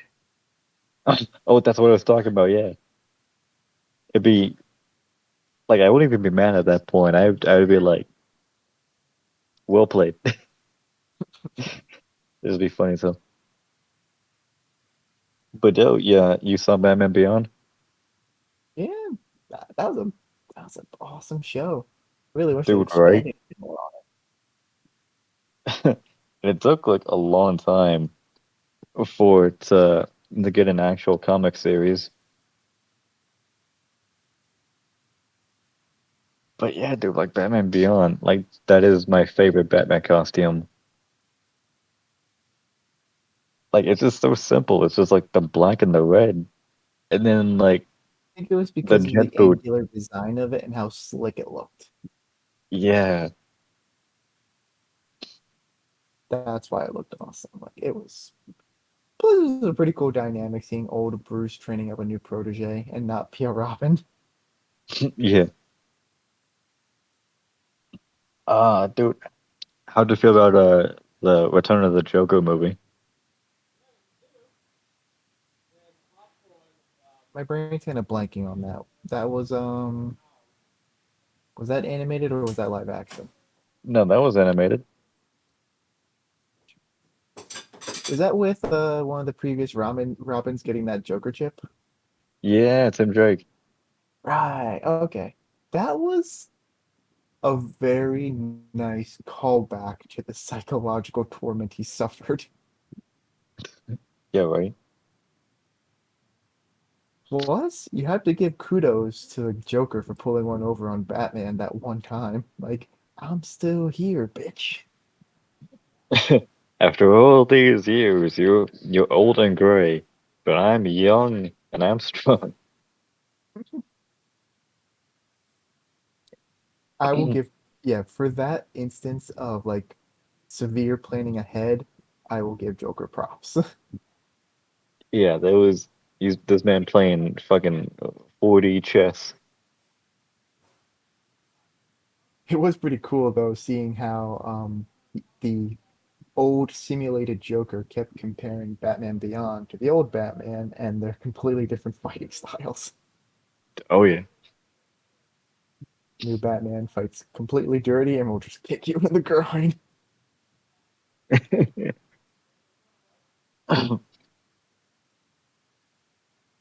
Or when he actually just did a 180 on the Joker and started like playing jokes on him. Yeah, dude, that pissed him off Oh, so much. I know he got so mad. I love how he got so pissed. Wait a minute, that's my shtick. Look at this poser. But you have to admit, that probably felt so cathartic that Tim could get one over on Batman's like prime nemesis. Yeah. Or my other favorite Um, one was when he sticked Ace on him. Like you, old Batman was like, "Yeah, I got a Robin. Well, I got a dog." yeah. Dude, when he got Ace, that was so cool. Because like, man, that was the next level backstory for Ace. Like, got him from a dog fight. Be quiet. I'm back in my meeting. Yeah, because like that was really messed up. Like he was just that's what it was used for. It was used for dog fights against like warded off dogs. And then they rescued him from that, and that was actually like super cool. Okay, let's resume. So where were we? In the tunnels, right? Is everybody back? Yes. We Okay, got a bit so off track talking about Batman Beyond. We were just chilling. Yeah. so Zeke had discovered some weird caviar things in the pipes, and Kumok has seen a new chest in the tunnel. Mm. Nice smell mushrooms. Um. So back to the caviar things. I'll take like a little handful Yep. and put it in my pack, and then I will destroy the rest. Okay. So add a handful would I guess be two, so you can have two caviar packs, and Huh. the rest are destroyed. Okay. I don't really know. I don't see anything. All right. And can I move any further, or am I blocked Yeah, you're by the? basically blocked there. Okay. No problem. I will just go south and then west. Okay, that hurt my ears, whatever that was. Come on. So you were saying about the mushroom smelling chest. And that's the one above me, right? Yeah. Or okay. I guess I can check that out. Obviously, go for the check for traps. Okay. So for this check for traps, Just let's see. Just make a make me an insight. Insight. All right. To help with my checking of the traps, I will guidance myself. Okay. All right. So insight with guidance. So that's insight. And oh, that's a dirty 20. So I Mhm. don't think guidance will do much. Okay. So you can tell from the way this chest is set up, with bright colors on the outside and pictures of laughing and smiling illithid children, that it was meant to be a chest designed to attract a certain type of adventurer. hmm. Alright, so we all need to like go and right next to it. Well, it doesn't look like it would attract anybody who's currently in the party at the moment, but the chest does look like it was meant to deceive someone.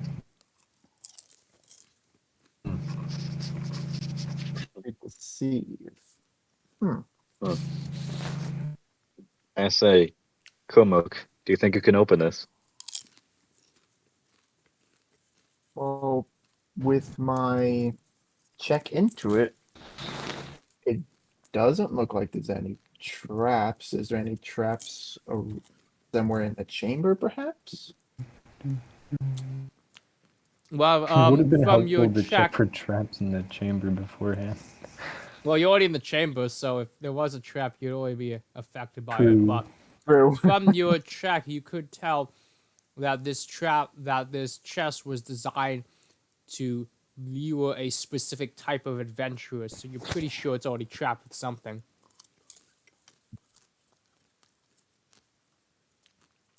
Um, and the symbol on it is of people laughing. Yeah. Hmm. specifically squid children laughing, like squid people Oh, children. Oh. hmm. Well, I'm not gonna find out much doing nothing. I guess I will try and open it. Okay. Now, as you open it, let's see. A brilliant beam of light shines through, and that didn't do it. Uh, you and Zale both take 3 radiant damage, and Hmm. then the light fades, and inside is what looks like a brain bubble inside a mason jar with a focus needle inside the brain bubble. Brain bubble. So there's a brain bubble in here with its focus needle inside. Yeah, inside a mason jar inside the chest. Hmm. Hmm. Is it an elicited brain? Yeah. Hmm. Hmm. They really like putting things inside of other things, don't they? Well, I guess this is their form of recycling. Hmm. So hard to say. I guess I will take the jar.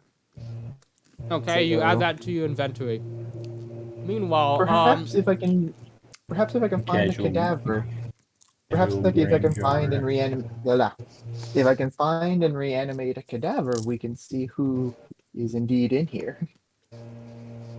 okay. Meanwhile, what is Luck doing? Well, they just went in there and found out what's there, so I will keep going down here. And I will reveal this map.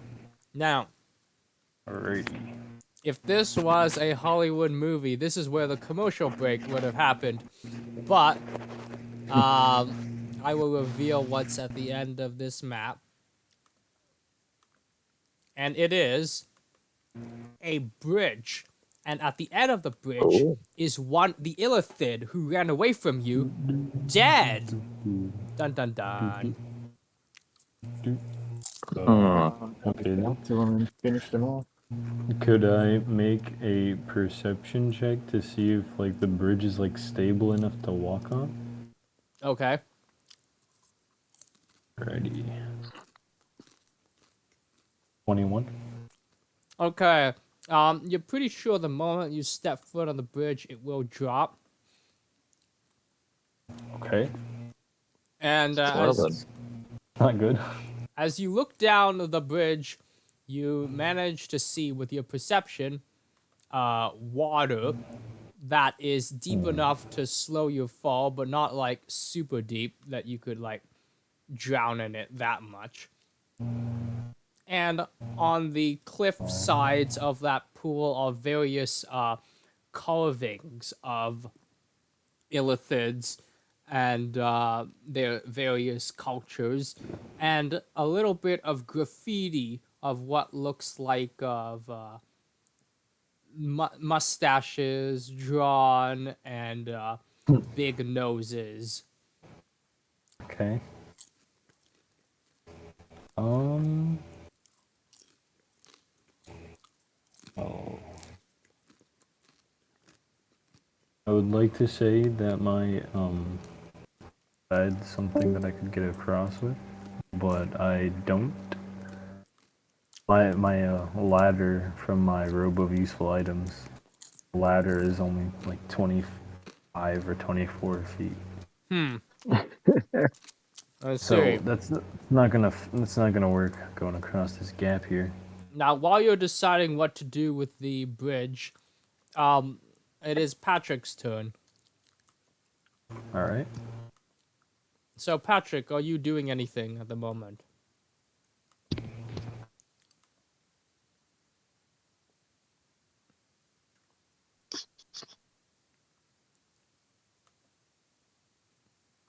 A Oh, tree? Patrick left for a minute. Uh, Oh Uh, no.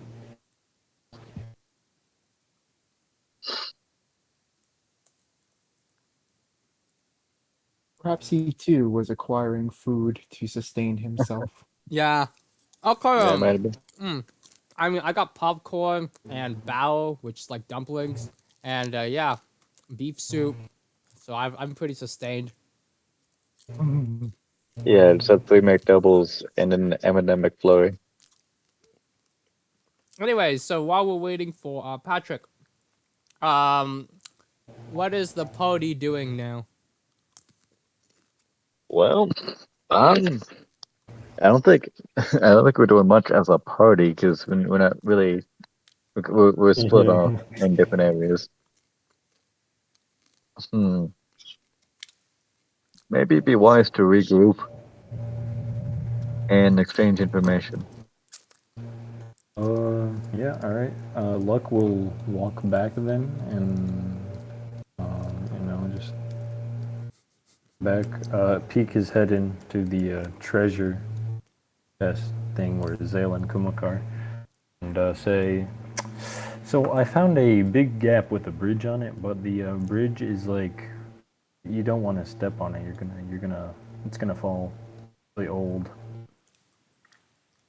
You see Also, where the other end led out? I could see a little bit, but it curved out like the rest of the caves normally do. However, I did see the Olithid that Kumuk and I were, you Kumuk were and I were fighting, and the one that he slipped out. He's dead at the end of the bridge. He's dead, Oh, I guess. I think the clown killed him? Well, I don't know if No that's good. idea. I A don't know little if that's hard to good tell news. what killed him from there. Where I I don't know am. if that's good news or bad news because we didn't kill Hmm. him, but something else did. There's something else in Yeah. these tunnels. Yeah, the clown. And I doubt it was another one of his kind because that wouldn't make any sense. Oh, so So far it seems something like like he's had no. So far, I hmm, think he has no regard for killing them because I think they created him, and now he's either getting back at them or tearing their whole civilization down.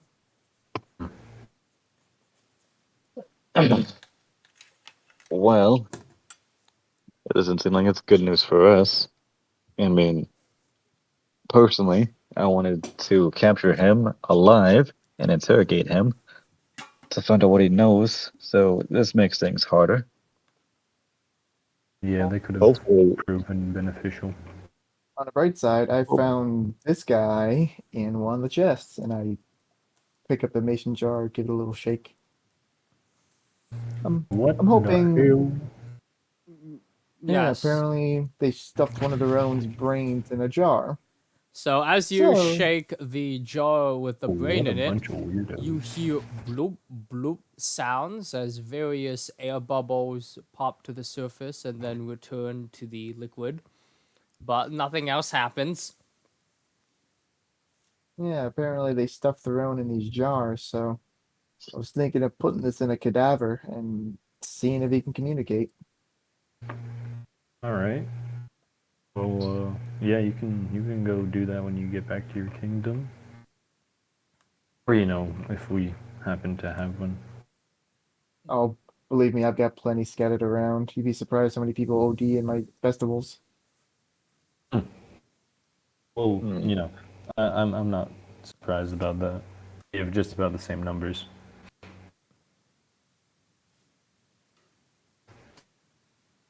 So, was there anything at the bottom of that bridge you saw from the Daedalithid? Is that like where we're supposed to go, Oh, or do we keep going through these caves?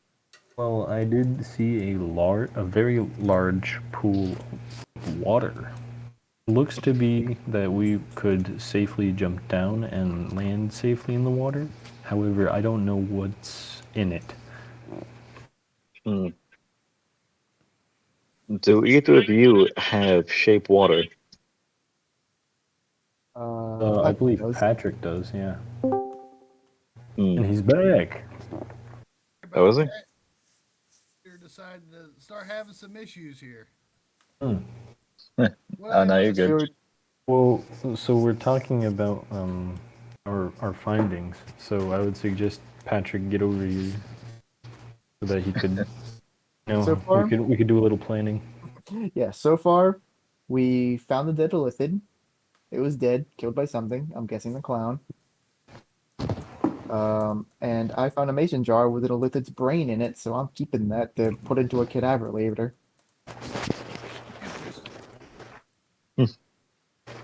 Very. And we are in front of a yeah, and right now we are in front of a bridge that is very it's not sturdy. Like like you'll step on it and then Mm-hmm. it'll just like immediately collapse. There is a Yeah. pool of water underneath.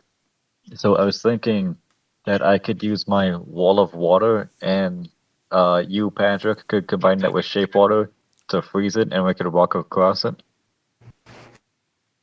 Unfortunately, I can only do about 15 feet of that before it will shatter what I've already frozen when I try more. Hmm. Let's see. If we want, I can cause the I can use one of my higher level spells to cause the surrounding vegetation to make a bridge, or we can just. I remember Uh, there was one path we neglected to travel down when, the original path the Illithid went down. We just went in a complete circle.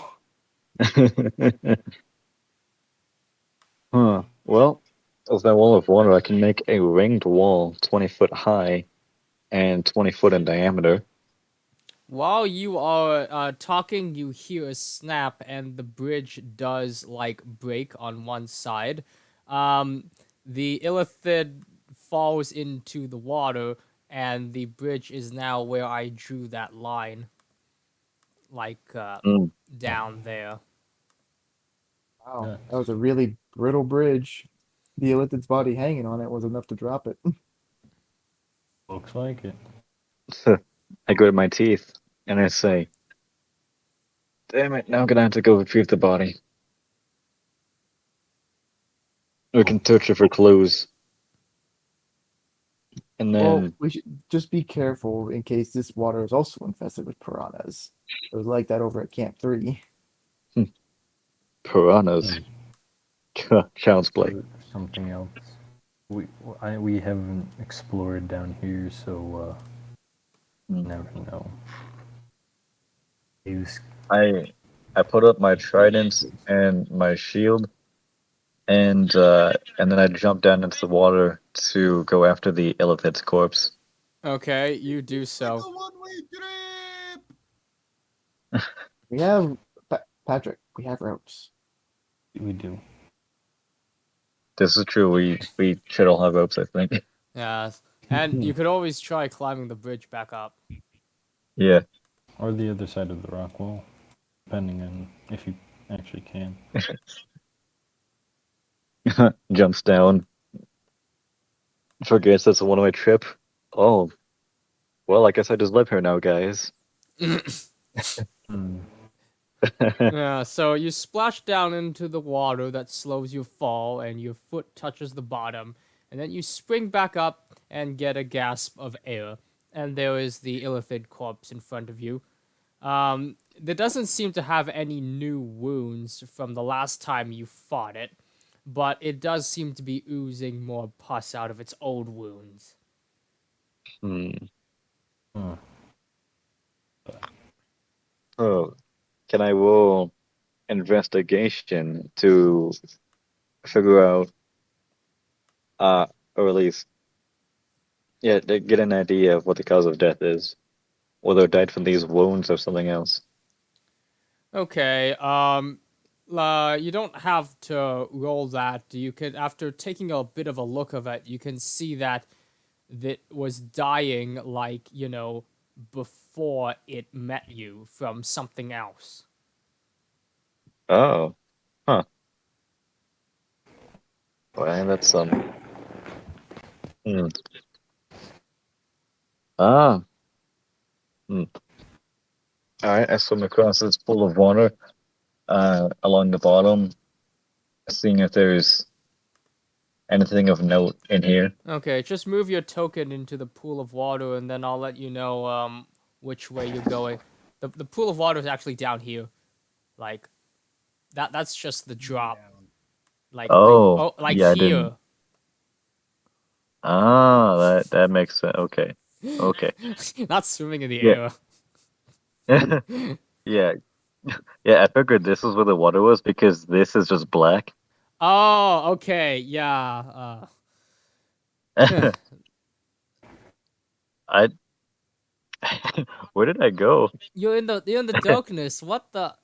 Okay, I Oh, don't know. I revealed this section. It shouldn't be that dark. Okay, whatever. Anyways, you're there now. mhm. I'll just reveal the rest of the map.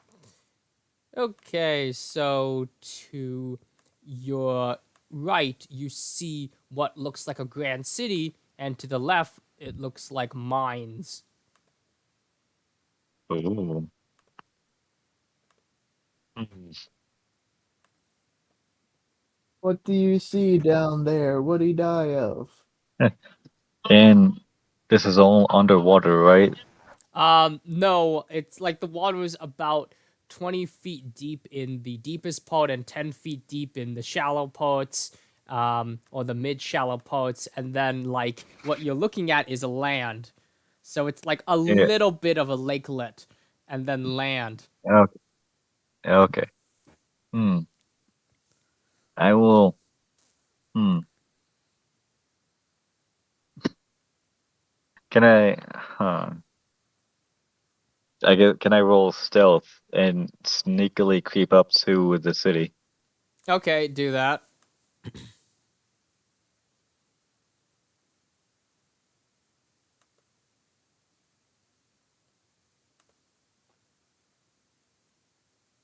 13.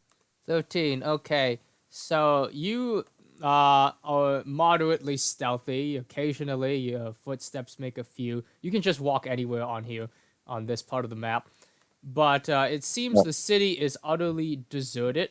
There are corpses in various places of illithid. It's of all shapes and sizes and colors and forms. Um, and yeah, the city, and they all look like dried husk, and all of the corpses are kind of shaking a little bit from time to time as you walk past them. Hmm. Well, and that's some. So, all right. I will investigation again to see what the hell happened here. Okay, do that.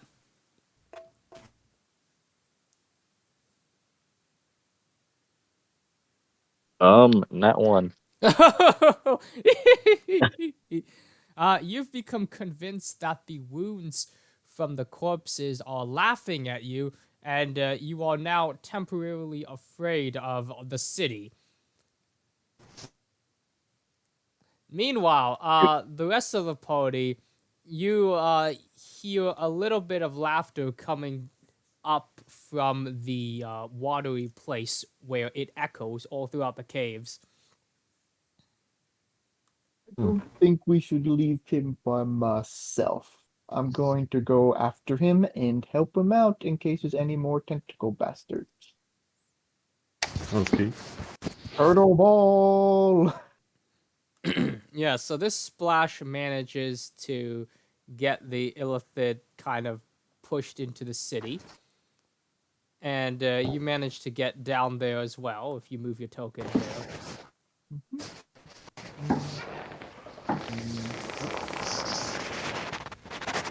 I sure hope that lawnmower stops mowing soon.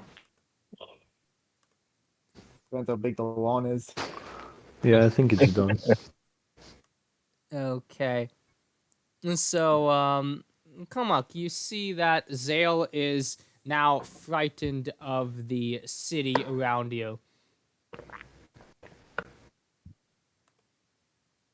What's the They're matter, dead. fish man? Corpse got your tongue? They were dead, but they were laughing. Laughing. There was necromancy afoot. If I had to peg any of it, it's probably the clown messing with their corpses once again. We saw he As had a you very say twisted. the word of the clown, you start hearing screams coming from the wounds of the corpses, and then they all begin turning into dust and dispersing in front of you. So now the city is empty of corpses. Goodness. What a Like, powerful necromancer this must be. It's to destroy undead.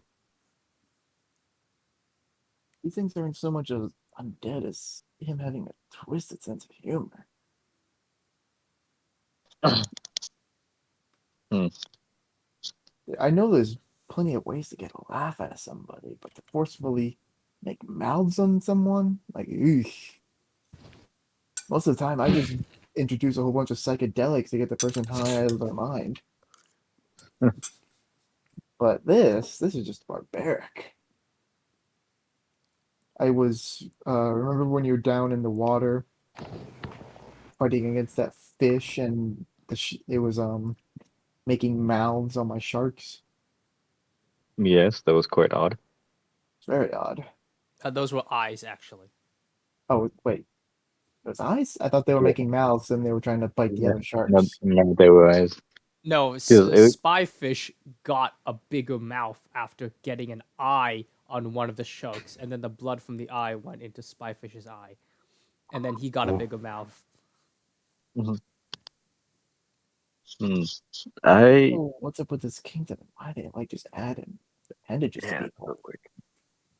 Um, I walk around the city some more. Okay, Ge- as you walk around the generally, city, you notice that there are various symbols and pictograms and signs and murals. Um, on the ceiling of the city, there is a mural of a variety of, it looks like the carved faces of kings, and a few of them have what looks like a graffiti of a clown with teeth biting into the heads of some of them. And then as you walk around, there is some pictures of what looks like a two illithids surrounded by a circle and a crowd around them.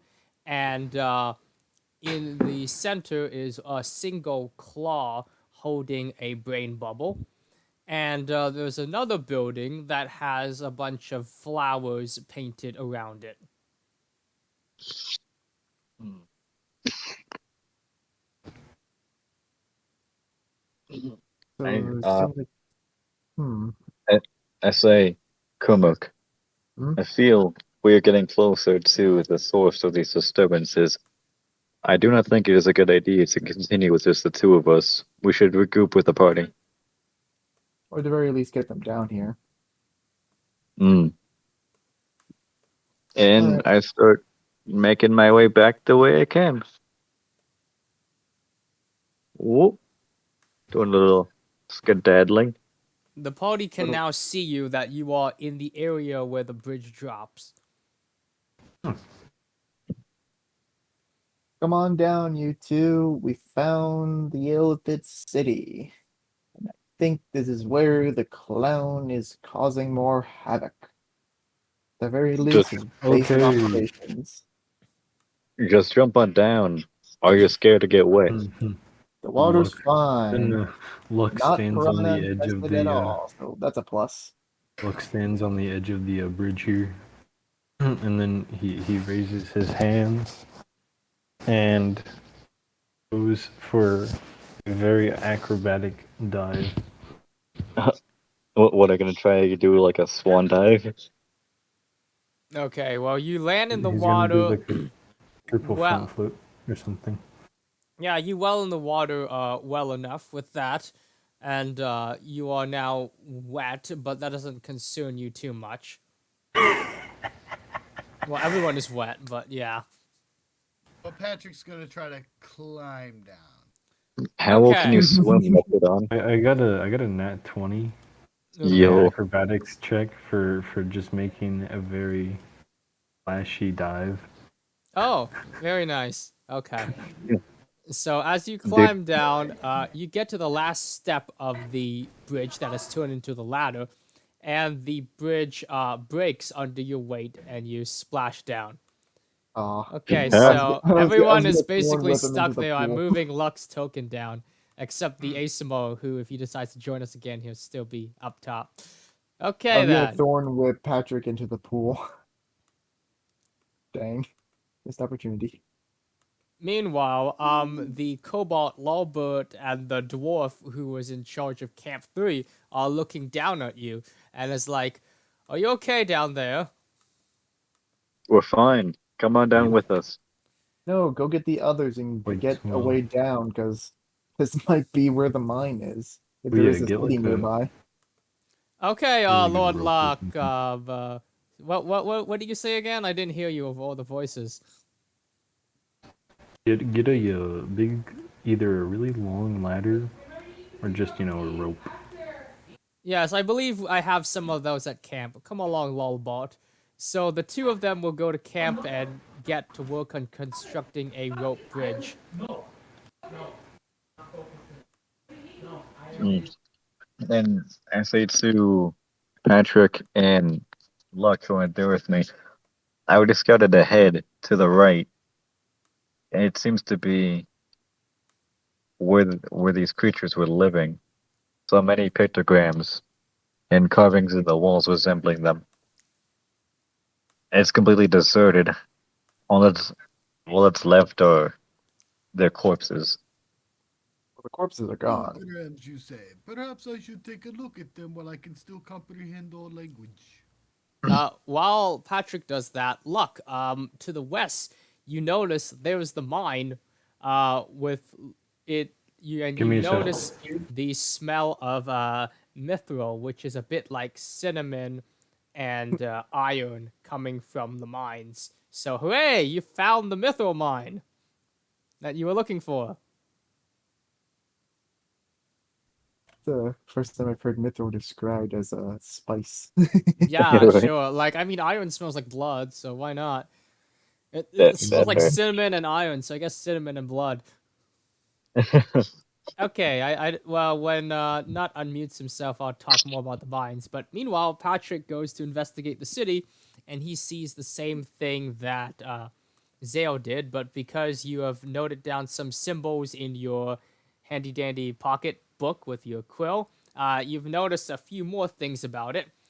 For example, there is a building where it looks like illithids go to get burned alive for fun, and then a building where they just jump into the water and get healed again. So that's an interesting pastime. And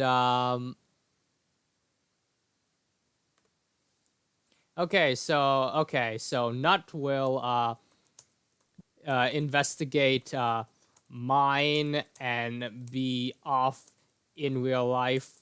So that will be the mine to the left. So that will be off with that.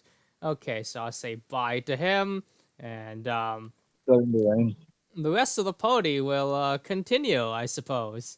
So I'll just move your character here. Yep, we are heading into the city, I guess, because Luck is checking out the mine to see how much he's got to work with, and we are going into the city, hopefully to find the clown and the bee princess. Right.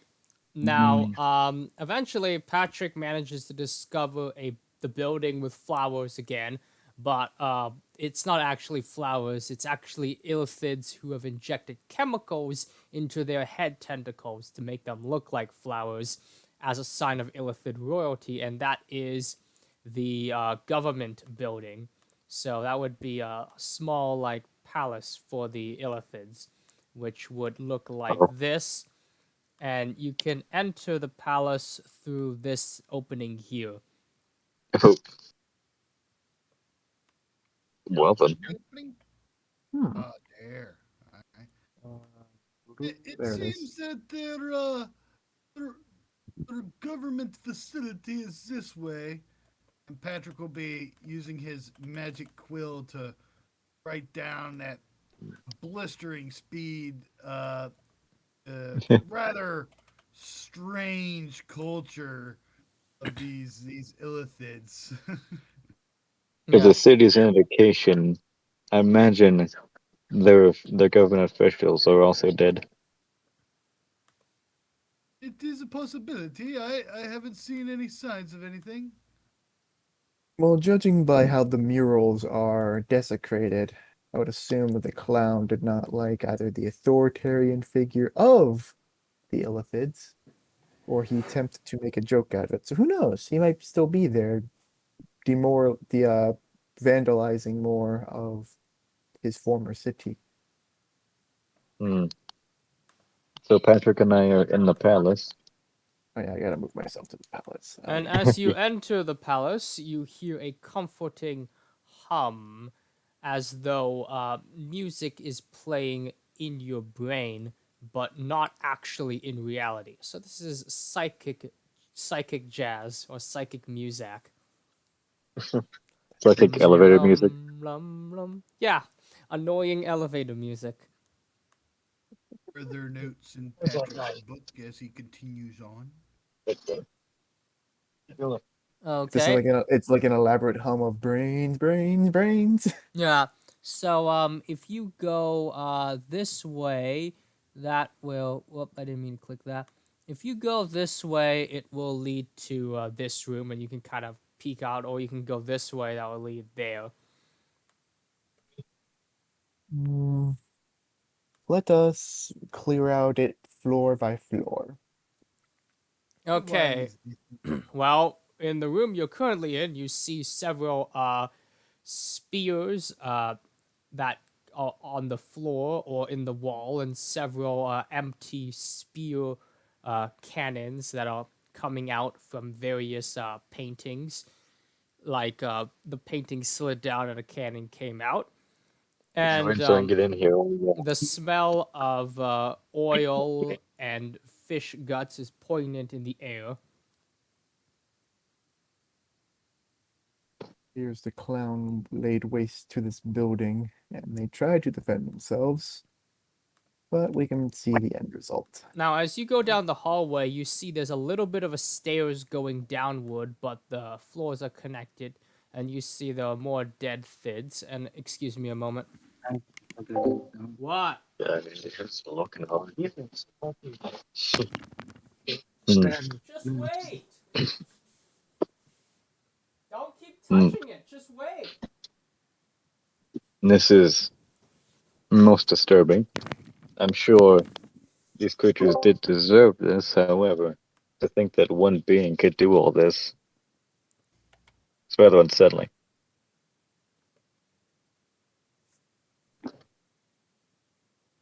Well, seeing as what forces they were meddling with, it was an inevitability that something was going to happen.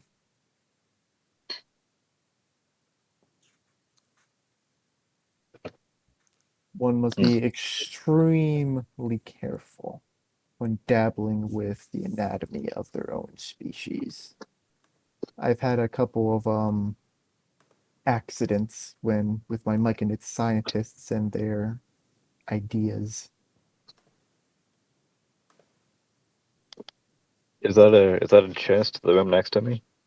Hmm. Piggies. In the room to the south of you, it looks like there is an archive with egg-shaped books. The room, which one? The one north of you? No, not like directly west with that blue box. Here. Like right, That's the but yeah, entrance. here.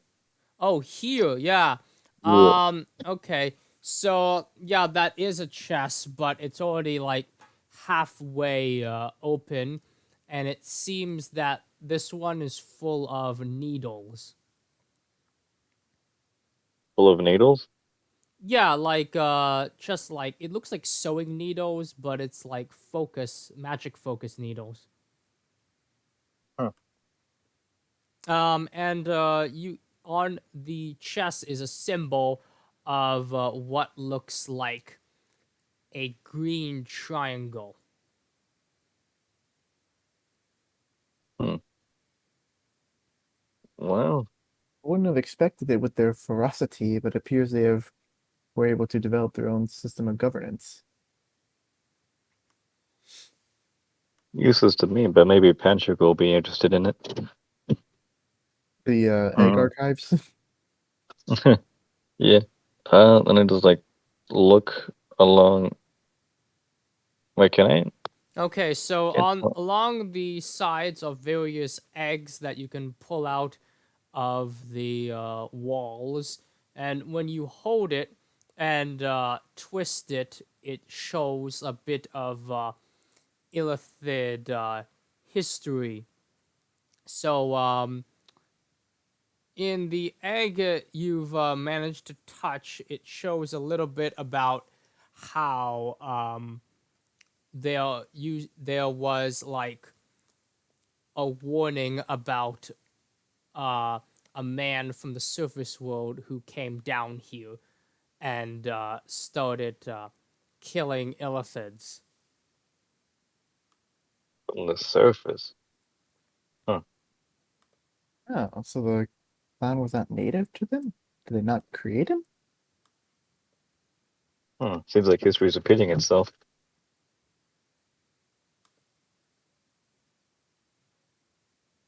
Oh, go around, and I find my way back to Patrick and Kumuk, and I tell them, seems that if you pick up these eggs and you twist them, they will telepathically, you will see things about their history. Most interesting. Seems We long shall have ago, to someone. ask Lord Luck in the future what his researchers have made of them, since these are his lands. Now we should be pressing on. Hmm, Yeah, so this is free movement. So if you move your token, I could reveal more of the map. Okay. Excuse me, Uh-oh. Kumak. God damn it. Boop, boop.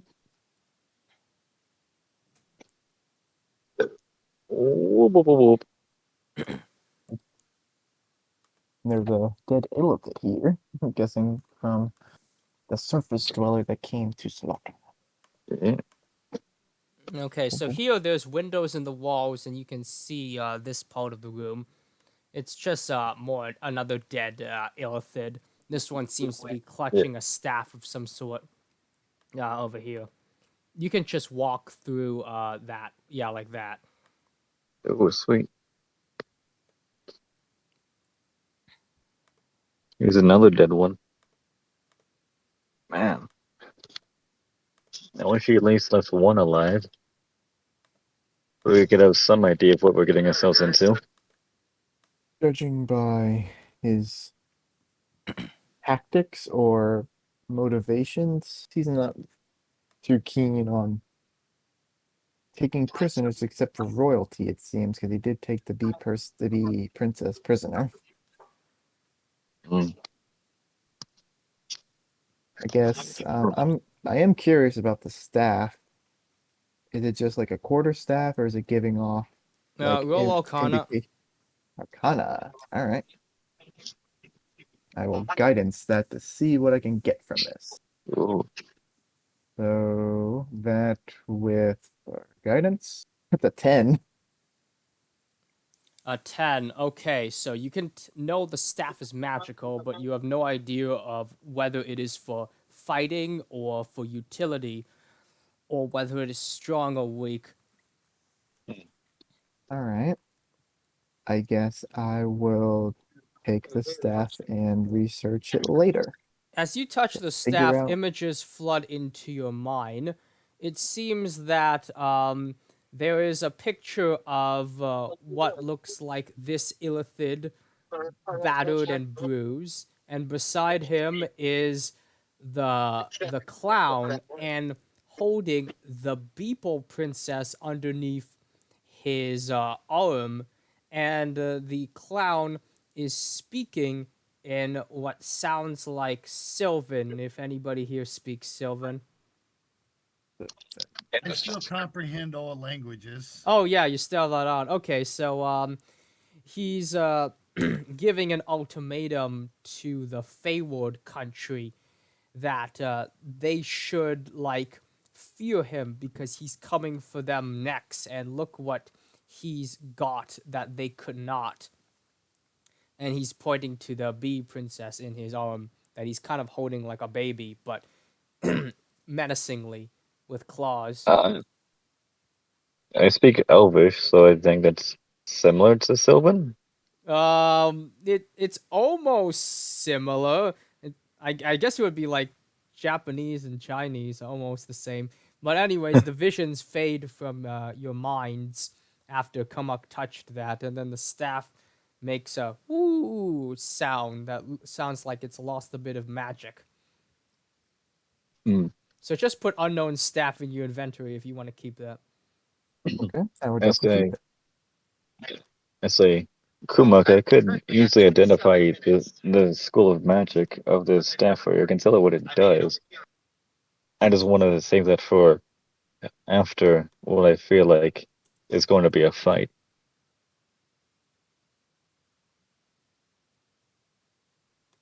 Save your magic. I can learn what this does in my own time. And I also realized one of the eggs I touched, it showed me images. There was a man that came from the surface long ago, and he came down here and killed many of these creatures. Seems history is repeating itself.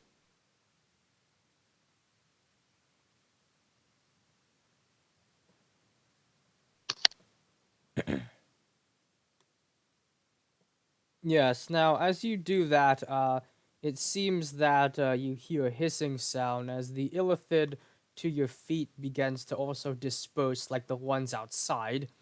And you can see that there are paths to enter, like to the north or to the east, like this. Or you can always just go back down south.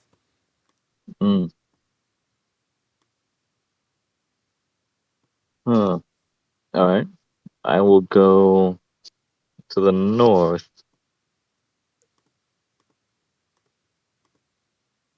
Let's see, how do I add something custom again? Okay, so as you go north, it seems that there are what looks like purple on the walls and several bowls filled with water. And as the purple from the walls leak into the water, it kind of dances like a paint in water. And there is a smell to this place too that is worse than the others, and several holes in the ground.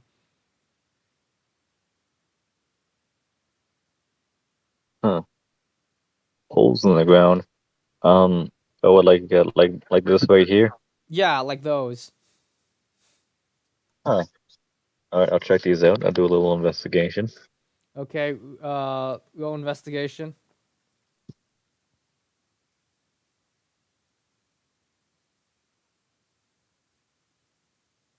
Dun, da, da, da. Huh. That's an 8. Okay, as you are investigating, you realize too late that this is the toilet, and like some water spews out of it and hits your like hands. You don't suffer any damage from that, but it's disgusting. Also, the fear condition you have of the city is gone by now, replaced with Oh no. disgust for this is the bathroom. Oh, all right. And to the northwest is a northeast is another hallway. Yeah, that was big roast. Well, maybe this time you'll think about putting your head in towards a random hole. Maybe so. If you get my meaning. Mm. And then yeah, I go east. Okay, as you walked through the hallway, I'll reveal that. Uh, it's like more. rooms that the hallway's kind of here, but here it's like rooms that look like guest rooms that lead to the center room here. Mm. Hmm. The linens look freshly made. There are no dusts. There's still like cups full of strange liquids on the nightstands beside the bed, and you recognize there's another brain bottle with the stem being the bottleneck. But in the middle of that bottle is only half full, as most of the liquid is gone. Mm. Rain bottle? Yeah, you found that earlier in the chest, way earlier. The Yeah, one Oh, that near the thing. syringes. oh, is it the? Oh, gotcha, that one. It's like This one of the little drinks. that thing next to the couch. That's got like green liquid in it, right? That's got the liquid in it that you were unable to determine earlier. Oh, Right? Like the can ones I? that don't take out in sunlight or don't drink under the moon and Yeah, stuff but like this one that. doesn't have any labels. Yeah. Oh, interesting. Okay, Hmm. and Patrick, as you enter the center room, you notice there is a hum coming from both of the stairs that are labeled H and G going down. And the That sounds sounds rather. of what sounds like a man throwing up.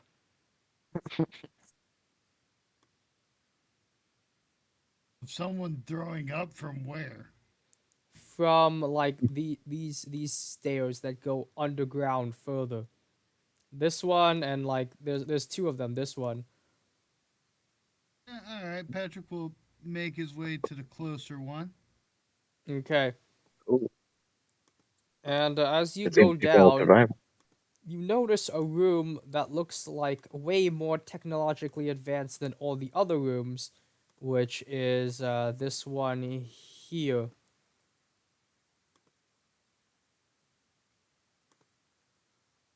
And as you step all the way to the edge of the room, a portal opens, and you then proceed to appear um, in this area. So I'll just move your token. So you Ooh, are now here. what is this place? You hear throwing up in front of you to the north of you. Okay. Patrick's gonna look off in that direction. Yes, and it looks like you won't be able to go back because it looks like there's a one-way thing unless you can figure out a way to go back. And the gagging stops, and you see what looks like a ball of energy coming slowly towards you. It's slow enough that you can basically just move out of the way with your regular speed, or you can choose to let it hit you. Patrick has a better idea. I'm going to cast Unseen Servant. And I'm gonna let it hit Smithers. Alright, as it hits Smithers, a wound opens up on Smithers that starts laughing. And then it vomits a little bit of what looks like Smithers' unseen guts, but it's like semi translucent onto the floor. Yeah. All right, well, Patrick's not gonna let the ball touch him. I guess he'll use his normal movement speed to avoid the ball and continue north. I guess. Okay, Huh. so with that, as you continue north, I'll have everyone roll a new. Oh wait, you're the only one in the scene right now, so Yeah. you're the only one who has initiative. So you're going first, I suppose. So yeah, you continue north, your movement speed, and you notice that there is what looks like out of these weird interdimensional cliffs is some brainstem thingy in the darkness, and there was someone who attempted to shoot at you from what looks like even further north, and you hear a buzzing sound, a zing sound, and a voice that's saying, "Is someone there? Stay away! Stay away!" Oh, And it you is the doggy way out. You should shout back. Nobody's here. Pat, Lord Patrick, is that you? Mr. Williams, it's me. We met at the party the other day or two or ago or a week ago. Ah! And then you hear what sounds like kicking going on in the background. I follow the sounds of the kicking. Okay, so that was 30 feet or yeah. Oh, right. Let me measure that then. Yeah, that was 30 feet. Yeah, that's it. Okay. All right then. So Then let's take the see. dodge action, just in As case I'm you on the defensive. as you go further, you see more of the map, and there are four balls around these cliffs that you could try to jump across. These four floating balls.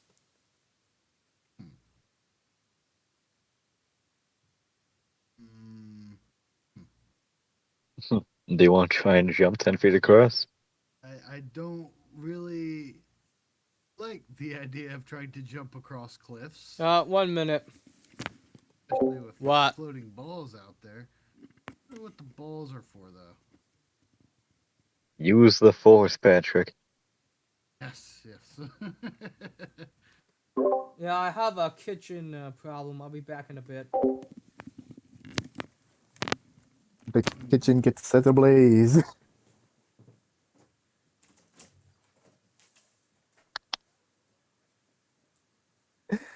Hopefully, Patrick doesn't get up creek without a paddle and no backup. I think I Yes. might be.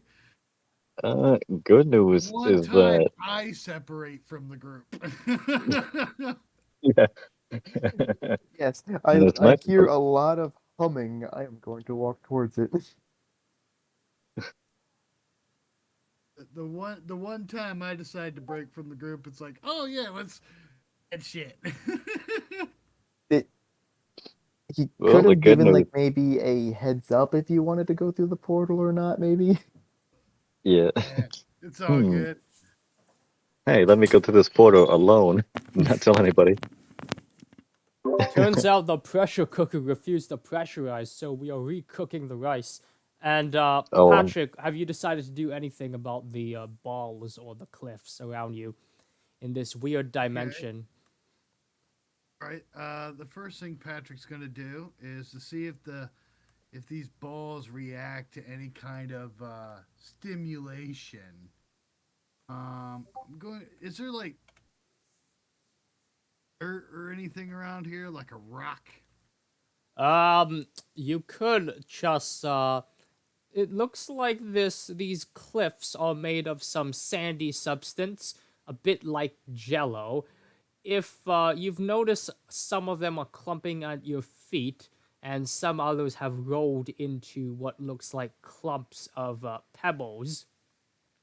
It is of the type of substance you could easily clump together like mud and throw it, but it seems softer than that. All right. Instead, I'm gonna cast create bonfire under this orb and see what happens. Okay. Just get the bonfire.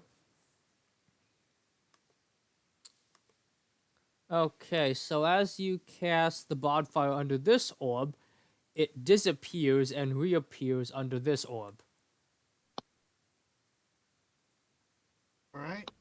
I'm gonna drop concentration on that one. I'm gonna cast create bonfire on that orb. Yeah, and it appears in here. All right. Patrick's just going to figure, real thinking he's figured this out. 15 feet this way. 15 feet this way.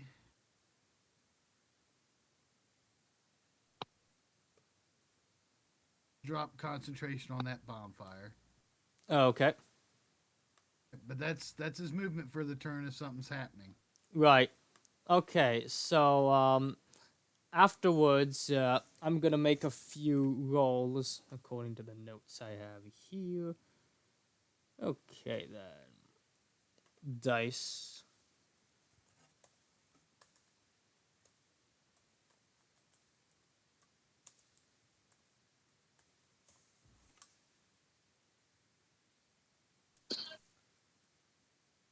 Okay, so that's a 22 to hit.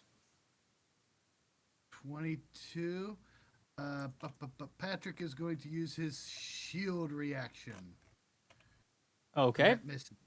And now that misses, so the ball of energy bounces off the shield and hits a part of the orb, who proceeds to laugh at you, and then the laughter disappears, and the second orb smiles and laughs at you, which then disappears, and the first one does, and it keeps bouncing back between the two of them until the energy fizzles out and both orbs return to normal.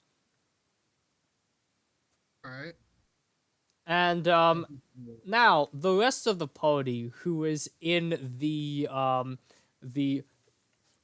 Illithid Parliament, have you found the guest rooms to your acquaintance? They're quite nice. They could use some more water, but um,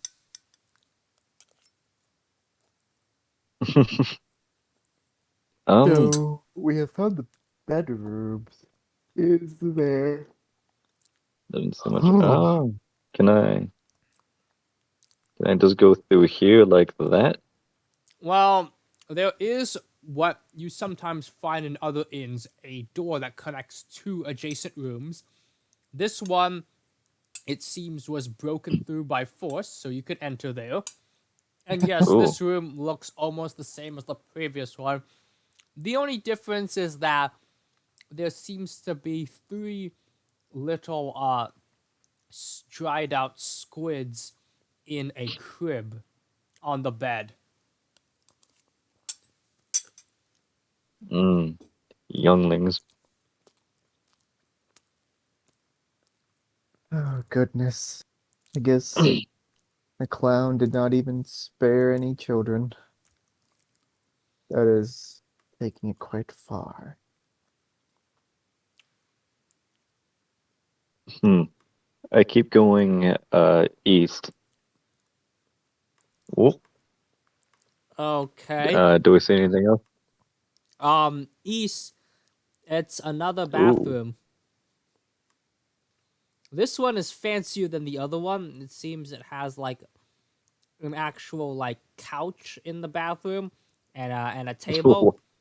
So this might have been a nursery room or something. You're not sure. The Illithid culture is kind of confusing and it's hard to explain since all of them are dead. yeah, I would think. Um, it looks like there's some kind of key right in front of me, or some kind of device. Uh yeah, Like where? that does look like a key. I guess you could pick it up. As you Yeah. do, you notice this door is already open, so you can just add Illithid key to your inventory. Maybe useful Oh, later. We don't know. all right. I walk on through. Okay, so Ooh, it's there's another door. yeah. Okay, as you open it, it turns out to be a table that's attached to the wall. Maybe for like and on the other side of the table is like a bunch of things attached to the wall, like chisels and like what looks like something you can blow bubbles through, and a scalpel. And there's a sign that says like, uh, there's a green triangle sign again, and a symbol of one illithid poking a needle through another illithid's brain. They sure do like brains and poking It's them. It was how they developed so quickly. Hmm. What an Hmm. odd culture. They did what they had to Seeing do to there's nothing advance. more to the north, I will go back to the south Okay, and as you do that, we'll go back to Patrick's group. All right, Patrick, you're being attacked by an enemy you cannot currently see at the moment, and you have discerned the nature of the balls. What do you do? Patrick is going to take the dodge action, so any further attacks will still get disadvantage. Okay, 5, 10, 15. He'll touch this ball. and you appear here. Yes, 20, 20. 25, 30. Okay, so you are now there.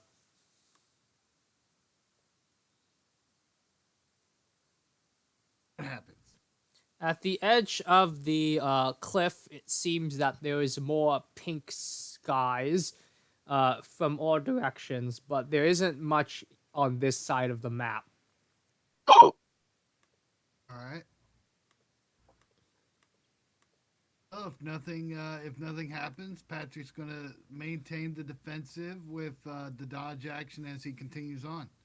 Okay, and as you do that, another frightening energy ball comes your way, and that would be. Oh, this one is at 11. It utterly whiffs and goes into the pink skyline before trailing off All and right. hitting what looks like a cloud that then turns solid and falls down. You do not hear it make any sound as it falls. Oh, dang. Meanwhile, Kamak, are you doing anything? I was just going to investigate this main chamber to see if there's anything else we might have missed.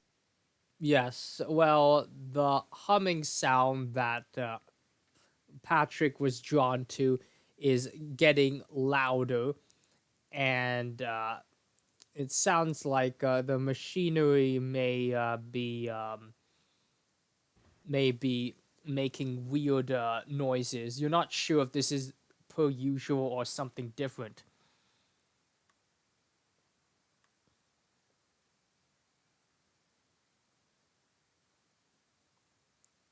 Zale, are you looking at anything else? Hmm, not really.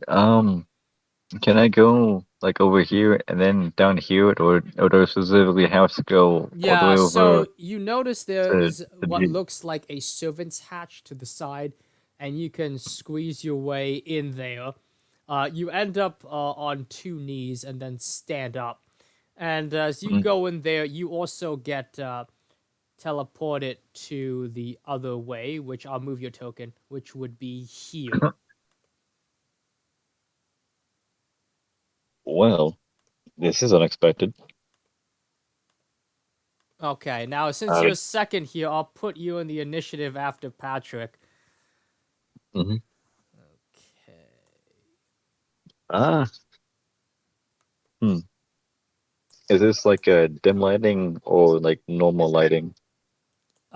It's pink lighting and it's normal lighting here, but as you go further in and see a bit of what looks like a road made of brainstem, it gets to like deeper, like dark. It gets really dark there. All right, so in the room I'm currently in, I can see Patrick, right? Yes, you can see Patrick. Oh, I say, Patrick, how did you get here?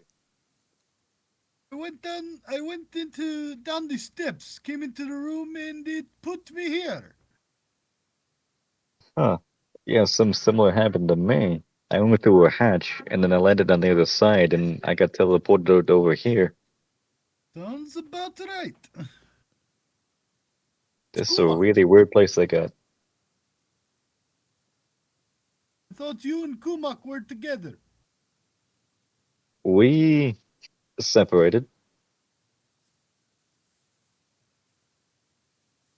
I'm sure he's fine. There was nothing in the palace. What you need to do to get to where I am, and Patrick's gonna reach out and touch the orb in front of him. Okay, and as you do, you end up at this orb here. Don't touch that other one. Patrick will point at that one. Okay. So Patrick, how far was your movement from the where you were previously to this orb? Was that like 20 feet? No, I was literally right here next to the orb. Oh, okay. It Um. just teleported me to there. Oh yeah. So you were like here, and then you moved here. Oh yeah. Okay. Yeah, got it.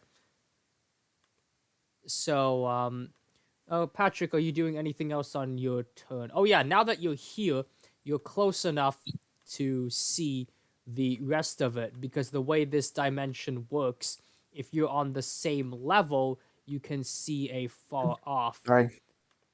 Ah. And By this the is way, what it looks like. There is the clown, and there is the captive Beeple princess on what looks like a mountain of brain stems. Shit. I believe I can see the clown from here. Maintain the defensive as you make your way here. I shall wait for you. Well, this is less than ideal. We have half the. There's only two of us here, and the other two are in completely different areas. Let's hope Kumuk can make his way to us.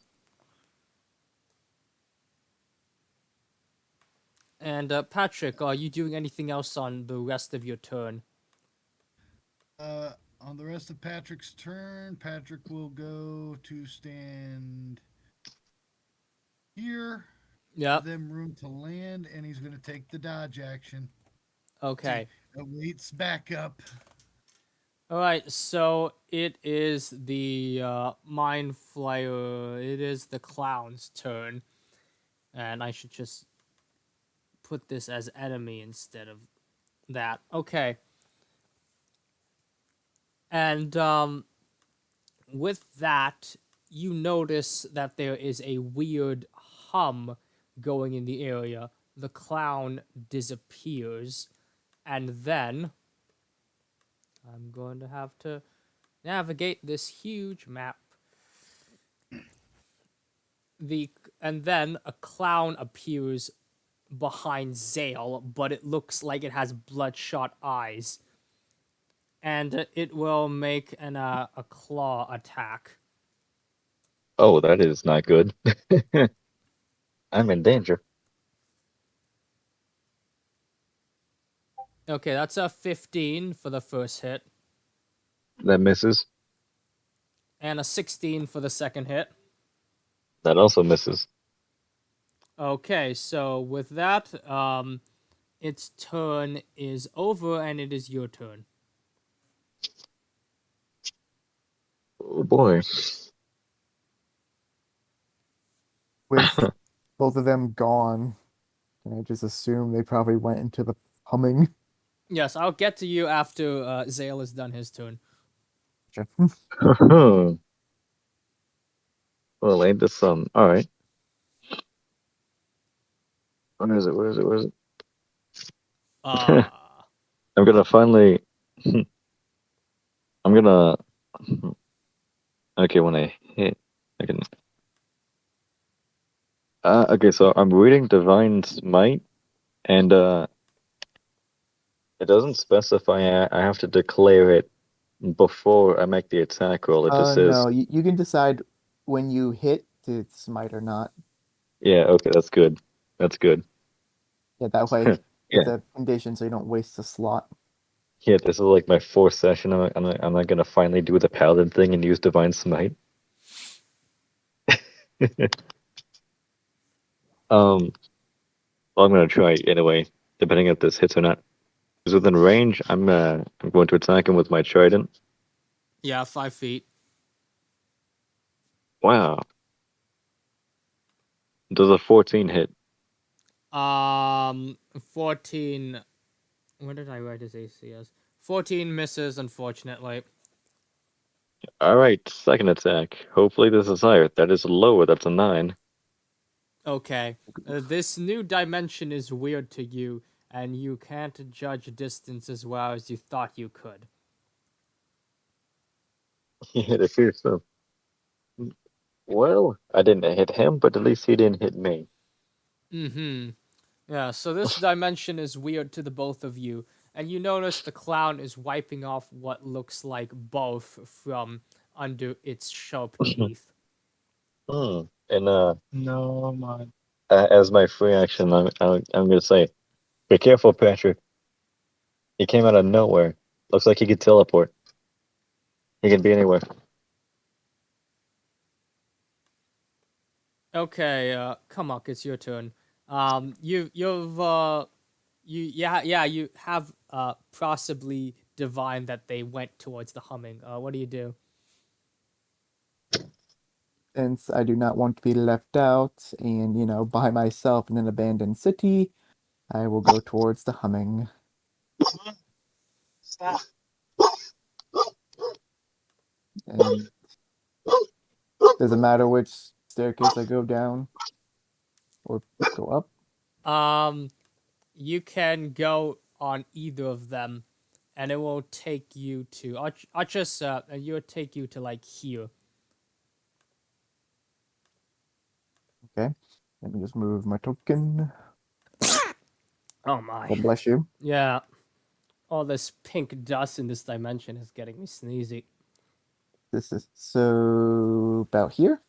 Yeah, like that would be actually here, but yeah.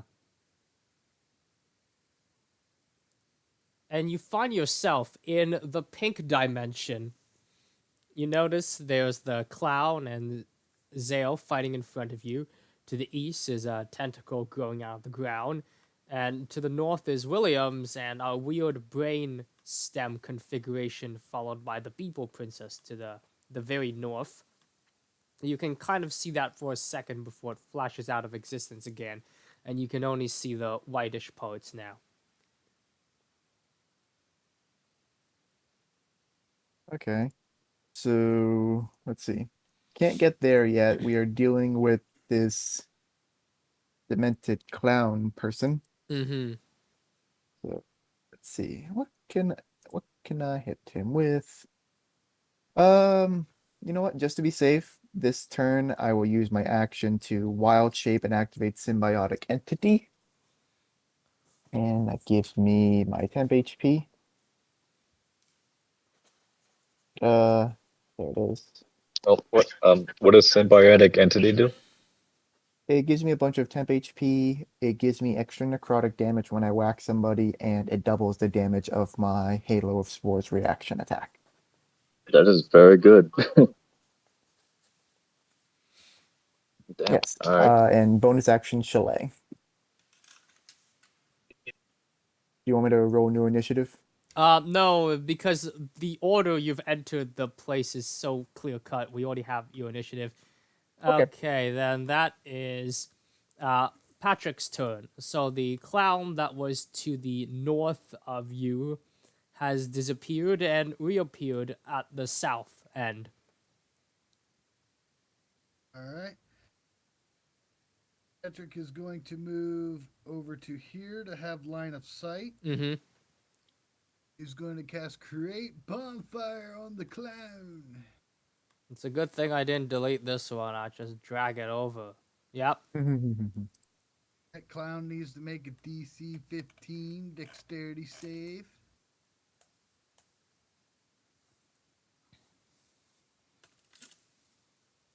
That clown does not take damage. My action and yeah, that's all. That's all Patrick can do for now. Okay, so for the clown's turn, it will this When it his will, turn starts, please have him make a con save, please. okay then.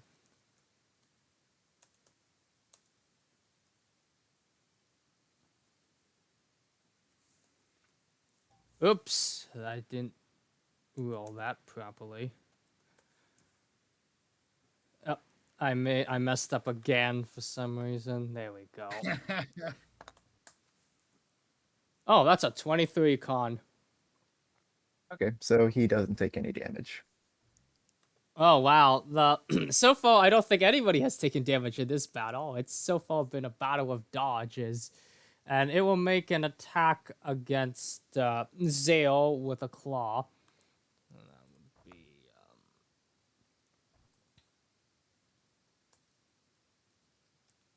okay. The first attack is a 14, and the second I'm attack is a missing. 13. So those are misses again, and it is Zale's turn, as you Uh-huh. expertly dodge these clown attacks.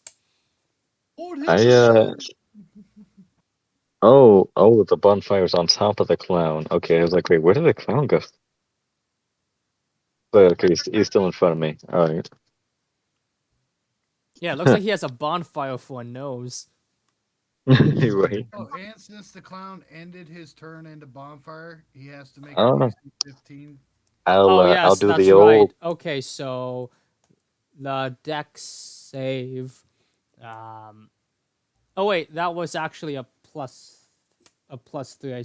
Put plus two It's by still a nat accident, but 20. it doesn't matter. That's still a natural 20. Yeah, Sale, go Oh, ahead. all right. I'm gonna do the old stabby stab and see if it works. So please tell me a 24 hits him. Yes, a 24 does hit. Awesome. I will finally use Divine Smite.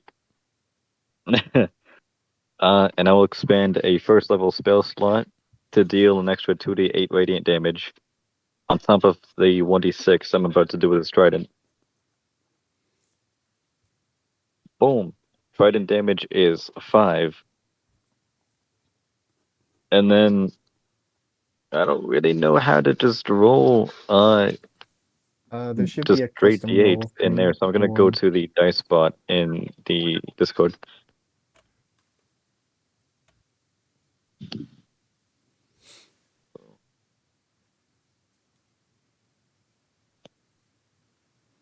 Ooh, that's an extra 11 radiant damage.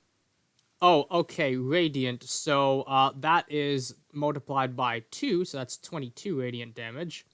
Haha. And that was just my first attack.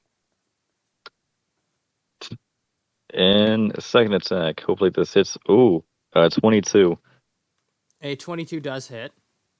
And I will expend another first level spell slot to Divine Smite and add another 2d damage. Boom, that's 6 trident. That's 6 piercing damage from the trident.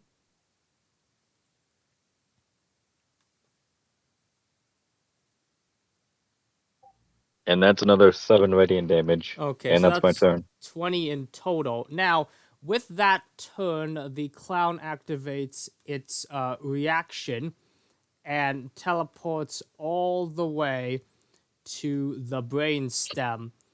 And the brain Do that as a stem reaction. has a wart that bursts open, and the clown climbs out of it.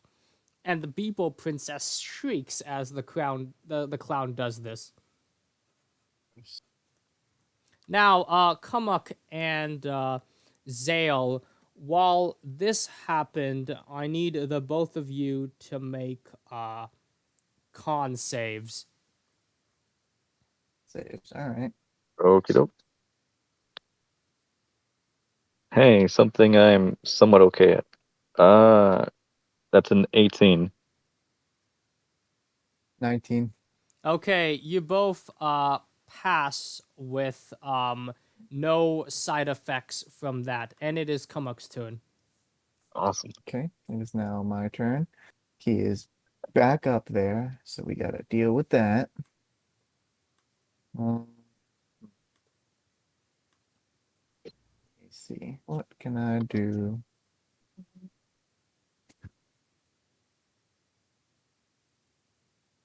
I will start my movement, avoiding the bonfire, going.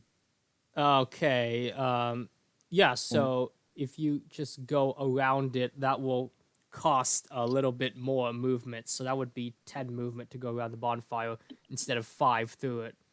Okay, so I have 15 left. I will go over here. Yeah. Uh, double check distance for something. Darn, not close enough yet.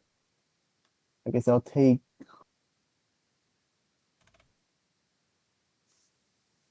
I will take the. I guess I will ready my action to. Should I ready my action? My tel. I'll take the dodge action in case he does more teleport shenanigans. Okay. Dodge action. So it is Patrick's turn. You are the closest to the clown at the moment. I see that. Closest to the clown and closest to the Beeple Princess. So Patrick will yell at the other two. Get over here as fast as you can. I'll try to keep him busy. And now Patrick is going to start running towards towards the clown. Right. These 5, 10, 15, yeah. all right. 10, 15, 20, 25, 30, and then Patrick's going to take the dash action. 5, 10, 15, 20, 25, 30. As he starts making his way towards the clown. Okay. That'll be the end of Patrick's turn. And on the clown's turn, he will send another laughing orb towards Patrick, and that would be 20 plus. Only drop of the Saints can save the world. And this is a 12, so it misses as he is getting a bit coffee with more drool coming out of his face. And you see that all the radiant damage done to him has caused his stomach to swell, and tentacles come out through his pointy teeth, but he bites them back and stuffs them back into his stomach. And it is now Zale's turn. That's a nice turnaround. We went from not hitting anyone to that's a lot of damage. At least pretty far away from me, honestly. So D&D be And sometimes. he's super far away, and considering he could just seems to be able to just teleport wherever. Um, I don't really see any point in moving. Honestly, I'm just gonna stay put, and I will ready my action to dodge. Okay. Ready your But action to for my dodge free is the action, dodge action, but yeah. but yeah, I will but for my free action, I will say it seems he's susceptible to radiant damage.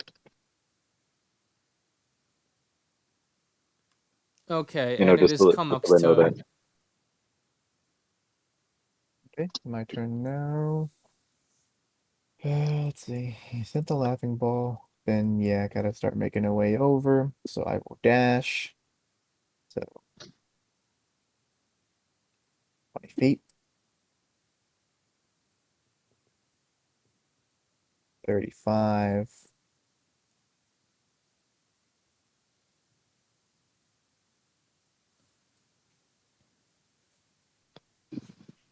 50,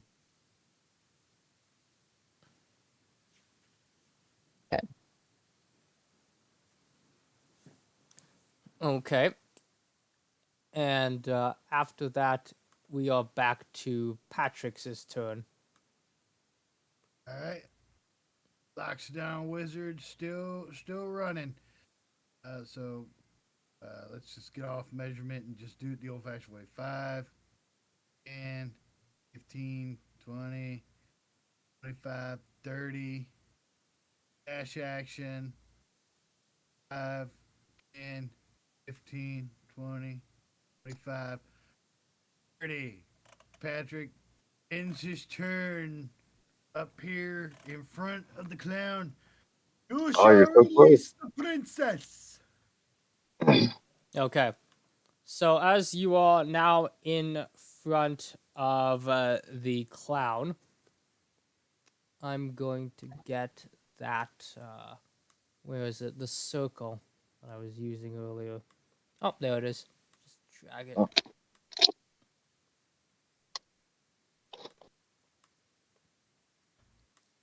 Okay, so he will cast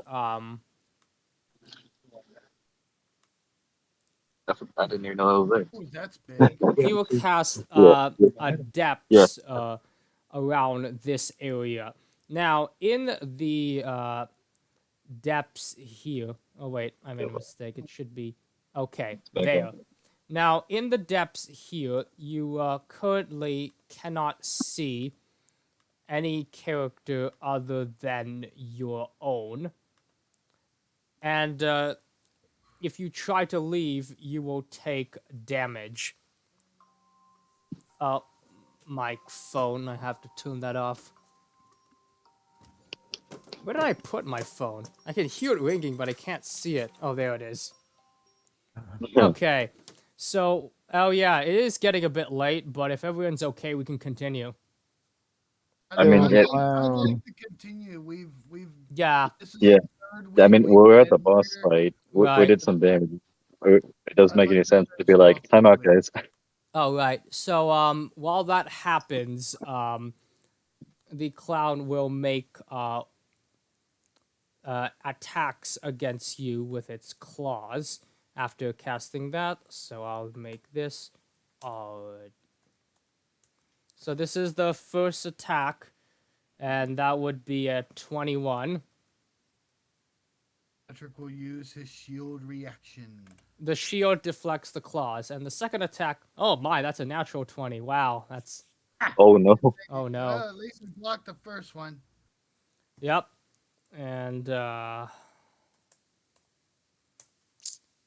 plus 2.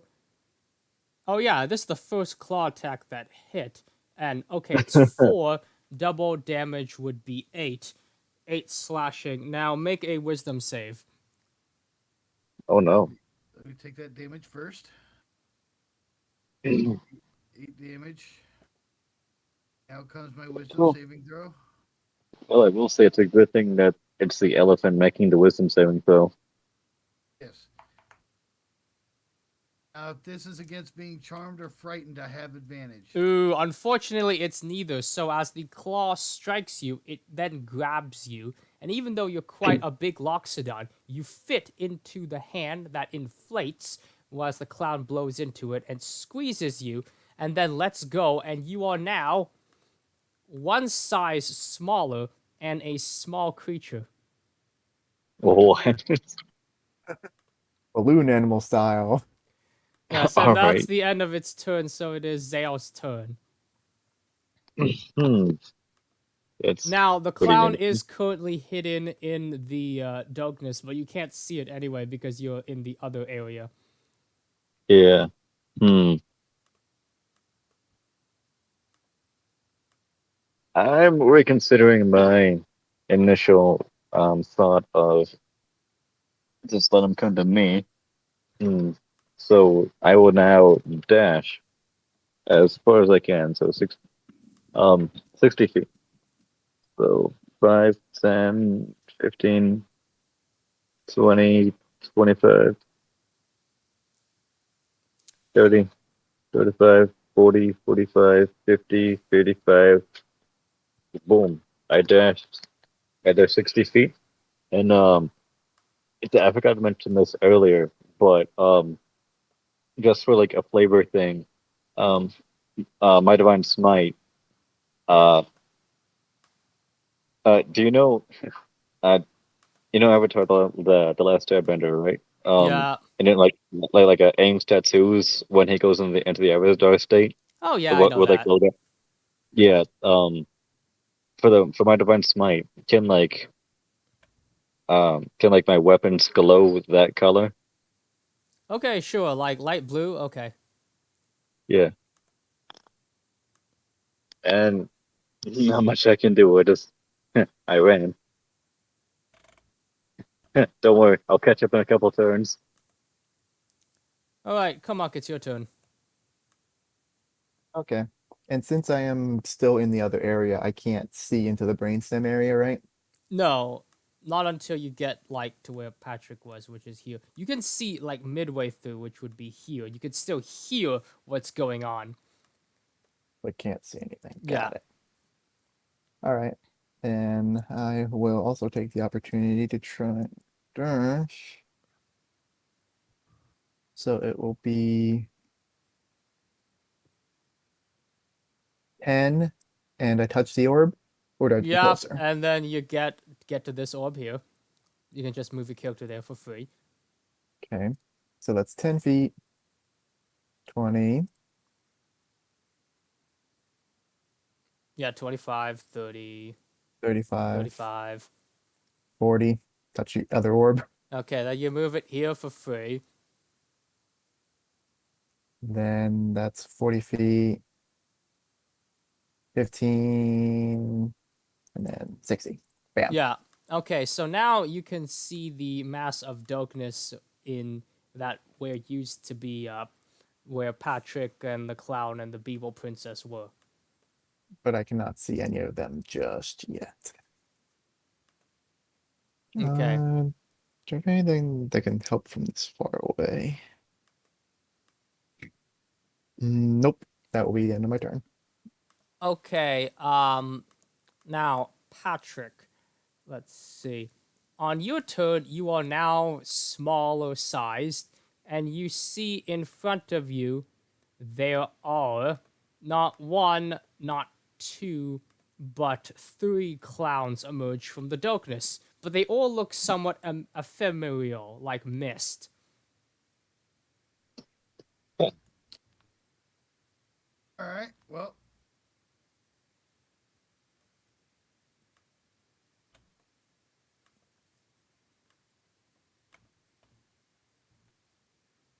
Patrick is going to use.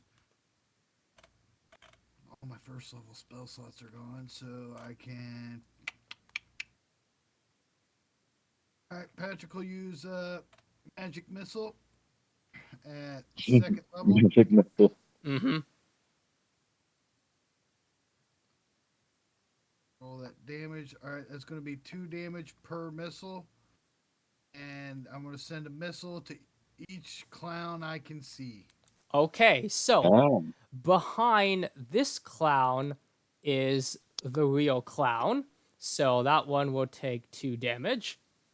And behind this clown, oh, I don't think I hid the one on the third one well enough. Oh well, is nothing. So that's no damage. And behind this clown is the Beeple princess, who will take 2 damage. Ouch! All right, and since there's still a 4th dart left, 4th dart will go and hit the real clown. Okay.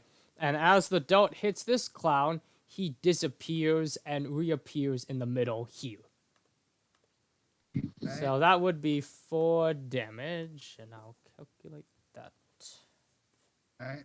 Patrick will then step up 5 feet, getting right into the clown's face again, and trying to stay as close as he can to the Beeple princess. Like, just kind of like, it's like I don't have an action to grab her. I'm gonna try to put my hand out and touch her, so that way I know if the clown moves her again. Okay, you are now touching the Beeple princess's one of her legs. I think she has 6 of them. Well, anyways, it is the clown's turn. So the clown will let's see. Will remain in here and continue to it will make one attempt to. Okay, so first it's going to grapple the Beeple princess, who is already restrained, so it gets grabbed. And Patrick, you're now lifted off the ground, and you're on top of the Beeple princess. So I'll just move you like this. Oh, I need to reveal more of the map so that you could see, but yeah. So now you're basically like this, and the clown doesn't really consider you a threat because you're small, even though you're a magic user, so that doesn't make sense. And it will fire an attack at Kumuk, which would be the laughter wound ball, and that is that's 26. That will hit. Okay. Now, for damage, I have to.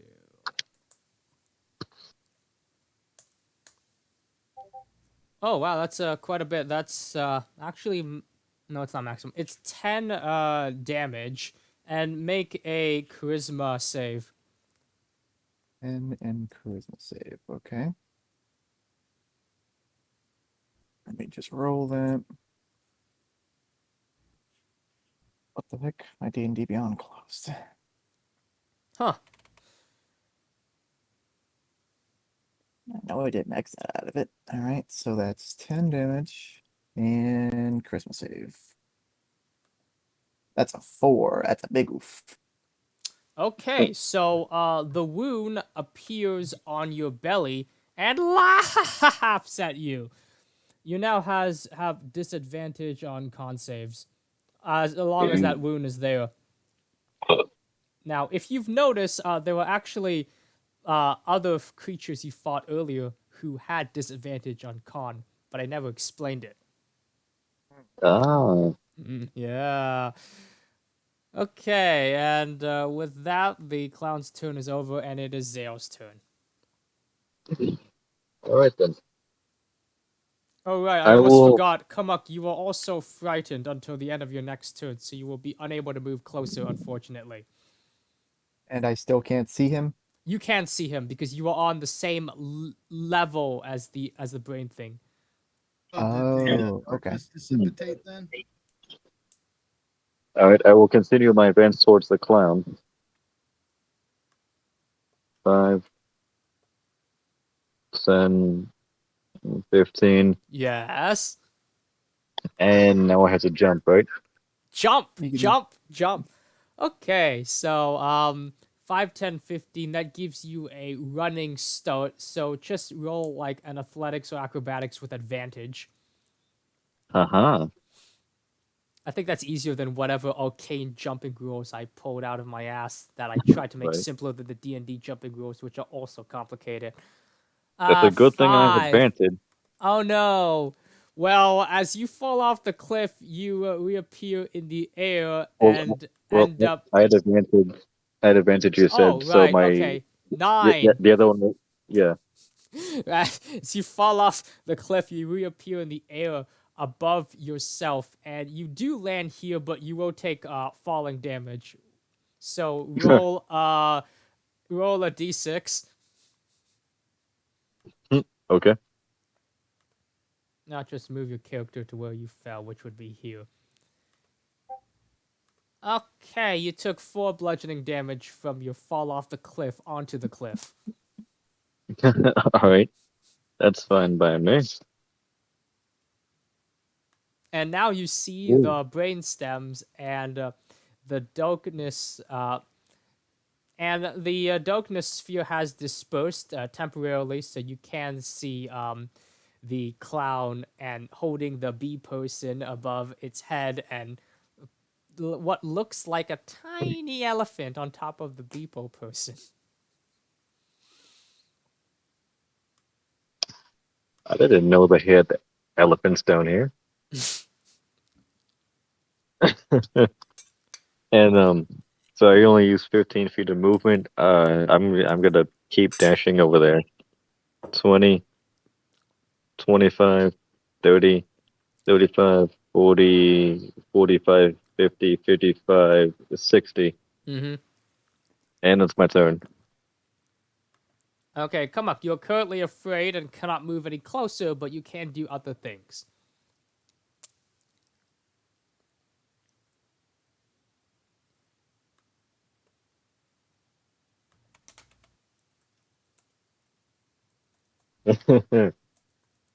Hey, Kumuk. uh, Are you thinking what I'm thinking?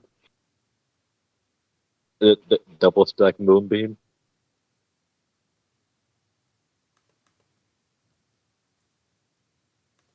Now, come up. You muted. keep forgetting to mute myself. You're so Um, scared you couldn't talk. no,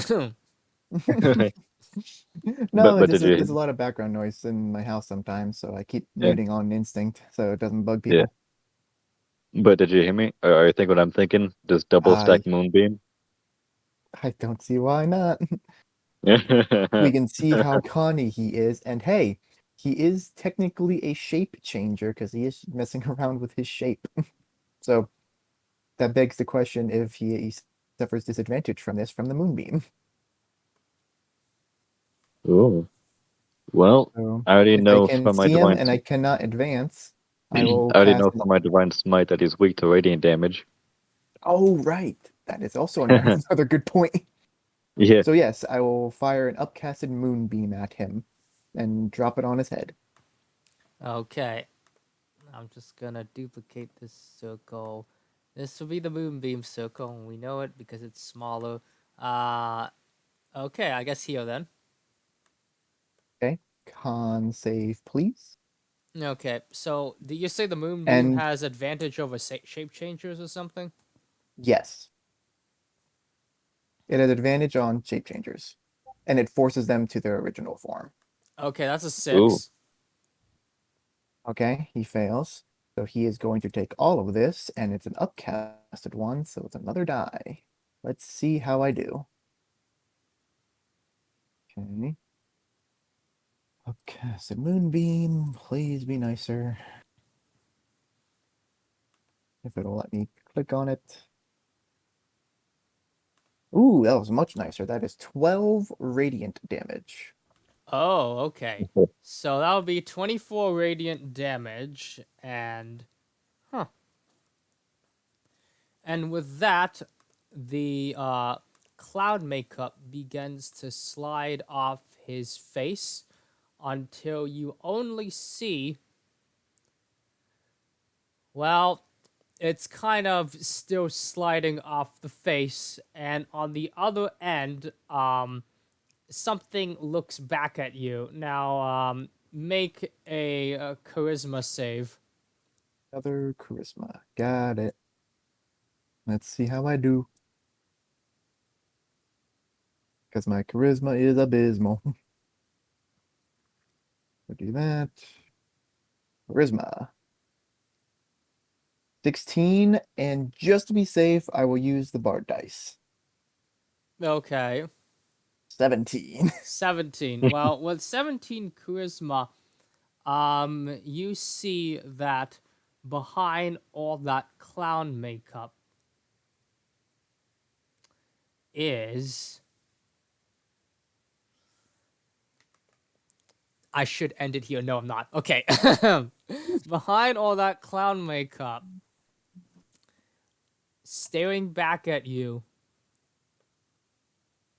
is somebody who reminds you of the Earlkin you saw earlier. So it's a deer person. And Oh. the deer wipes off the rest of the clown makeup and stares at you. You notice its antlers have been like cut off or broken off, and it's standing on two hooves.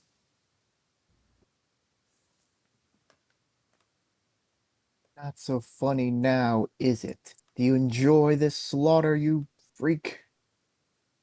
I think it would be wise if you put pants on because if the cops do come, they're gonna think we fucking around. Yeah. I'm just to make sure. Yes, s- I'm and afraid. You bring as I'm just about this eternal madness, and we shall bring it to an end. really thinking of that. So you scaring you under a seat. Huh? Go ahead. okay, I'm not sure what that was going on there, but Patrick, it's your turn. So, as the deer returned from a clown to a deer form, um, let's see. Oh, yes. It has a bit of difficulty holding on to you. So, you and the Beeble Princess are going into the abyss. What do you do during that time? So now he threw us. He threw us off into the abyss. His hands turned into hooves. He can't hold you anymore, so he kind of dropped you. Whoops. Oh, I mean, if he just dropped us, we should have landed on the brain. So he threw us. He literally threw us out here. Okay, Uh, so yeah. while you are soaring through the air above the brain, are you going to like do anything or like you have anything in mind? Well, I mean, that's the question, though. Are we flying off into the abyss then? He flung us off the mountain thing? Well, that thing is like triangular, so even if he dropped you, you would roll. But yeah, you're basically off the edge by the time we finished discussing whether he threw you or you rolled or whatever. Oh, all right, all right. Well, since I'm still hanging on to the Beeple Princess, I mean, there's Yeah, so literally you're only one you're thing. perfectly healthy but small. You're hanging on to the Beeple princess who is chained. Yes, and I might be small and she might be a medium creature, but small creatures can still grapple one size larger than themselves into the medium You have class. Featherfall. I do not have Featherfall. So what Patrick's gonna have to do is he's gonna have to try to throw the Beeple Princess back onto the thing, and I guess fly off into the abyss. Okay. Patrick, no. Try to keep her alive. Okay, so for that you'll I guess make a huh. Don't think you can do the push action in like midair, but yeah, for that just roll a strength check to see how far you can like throw her. All right, I'm gonna use my inspiration to give me advantage on this.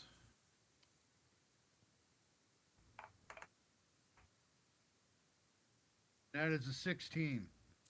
A 16. So with that amount of strength, the Beeple princess not only is thrown back, but manages to accidentally sting the deer clown, and that gets I'll have to roll that. Oh, that's 1 damage. Oh, that's not too bad. But Does the Beeple Princess have poison? yes, he is now poisoned. Um, And off Patrick flies into the abyss. and A we'll noble sacrifice. and we'll discover what happens to you maybe next turn. Okay, so the clown's turn. Oh yeah, so the moonbeam. Do I have to roll anything? He starts his turn, so he's gonna have to make another con save question mark. Moonbeam is con save. Yeah. If he starts his turn 18. or, or ends inside the moonbeam, he's gonna have to make that roll. Sorry, what'd you say? Didn't hear you. 18. 18, he makes it, but he's still taking half. But with his vulnerability, it's normal. Yeah.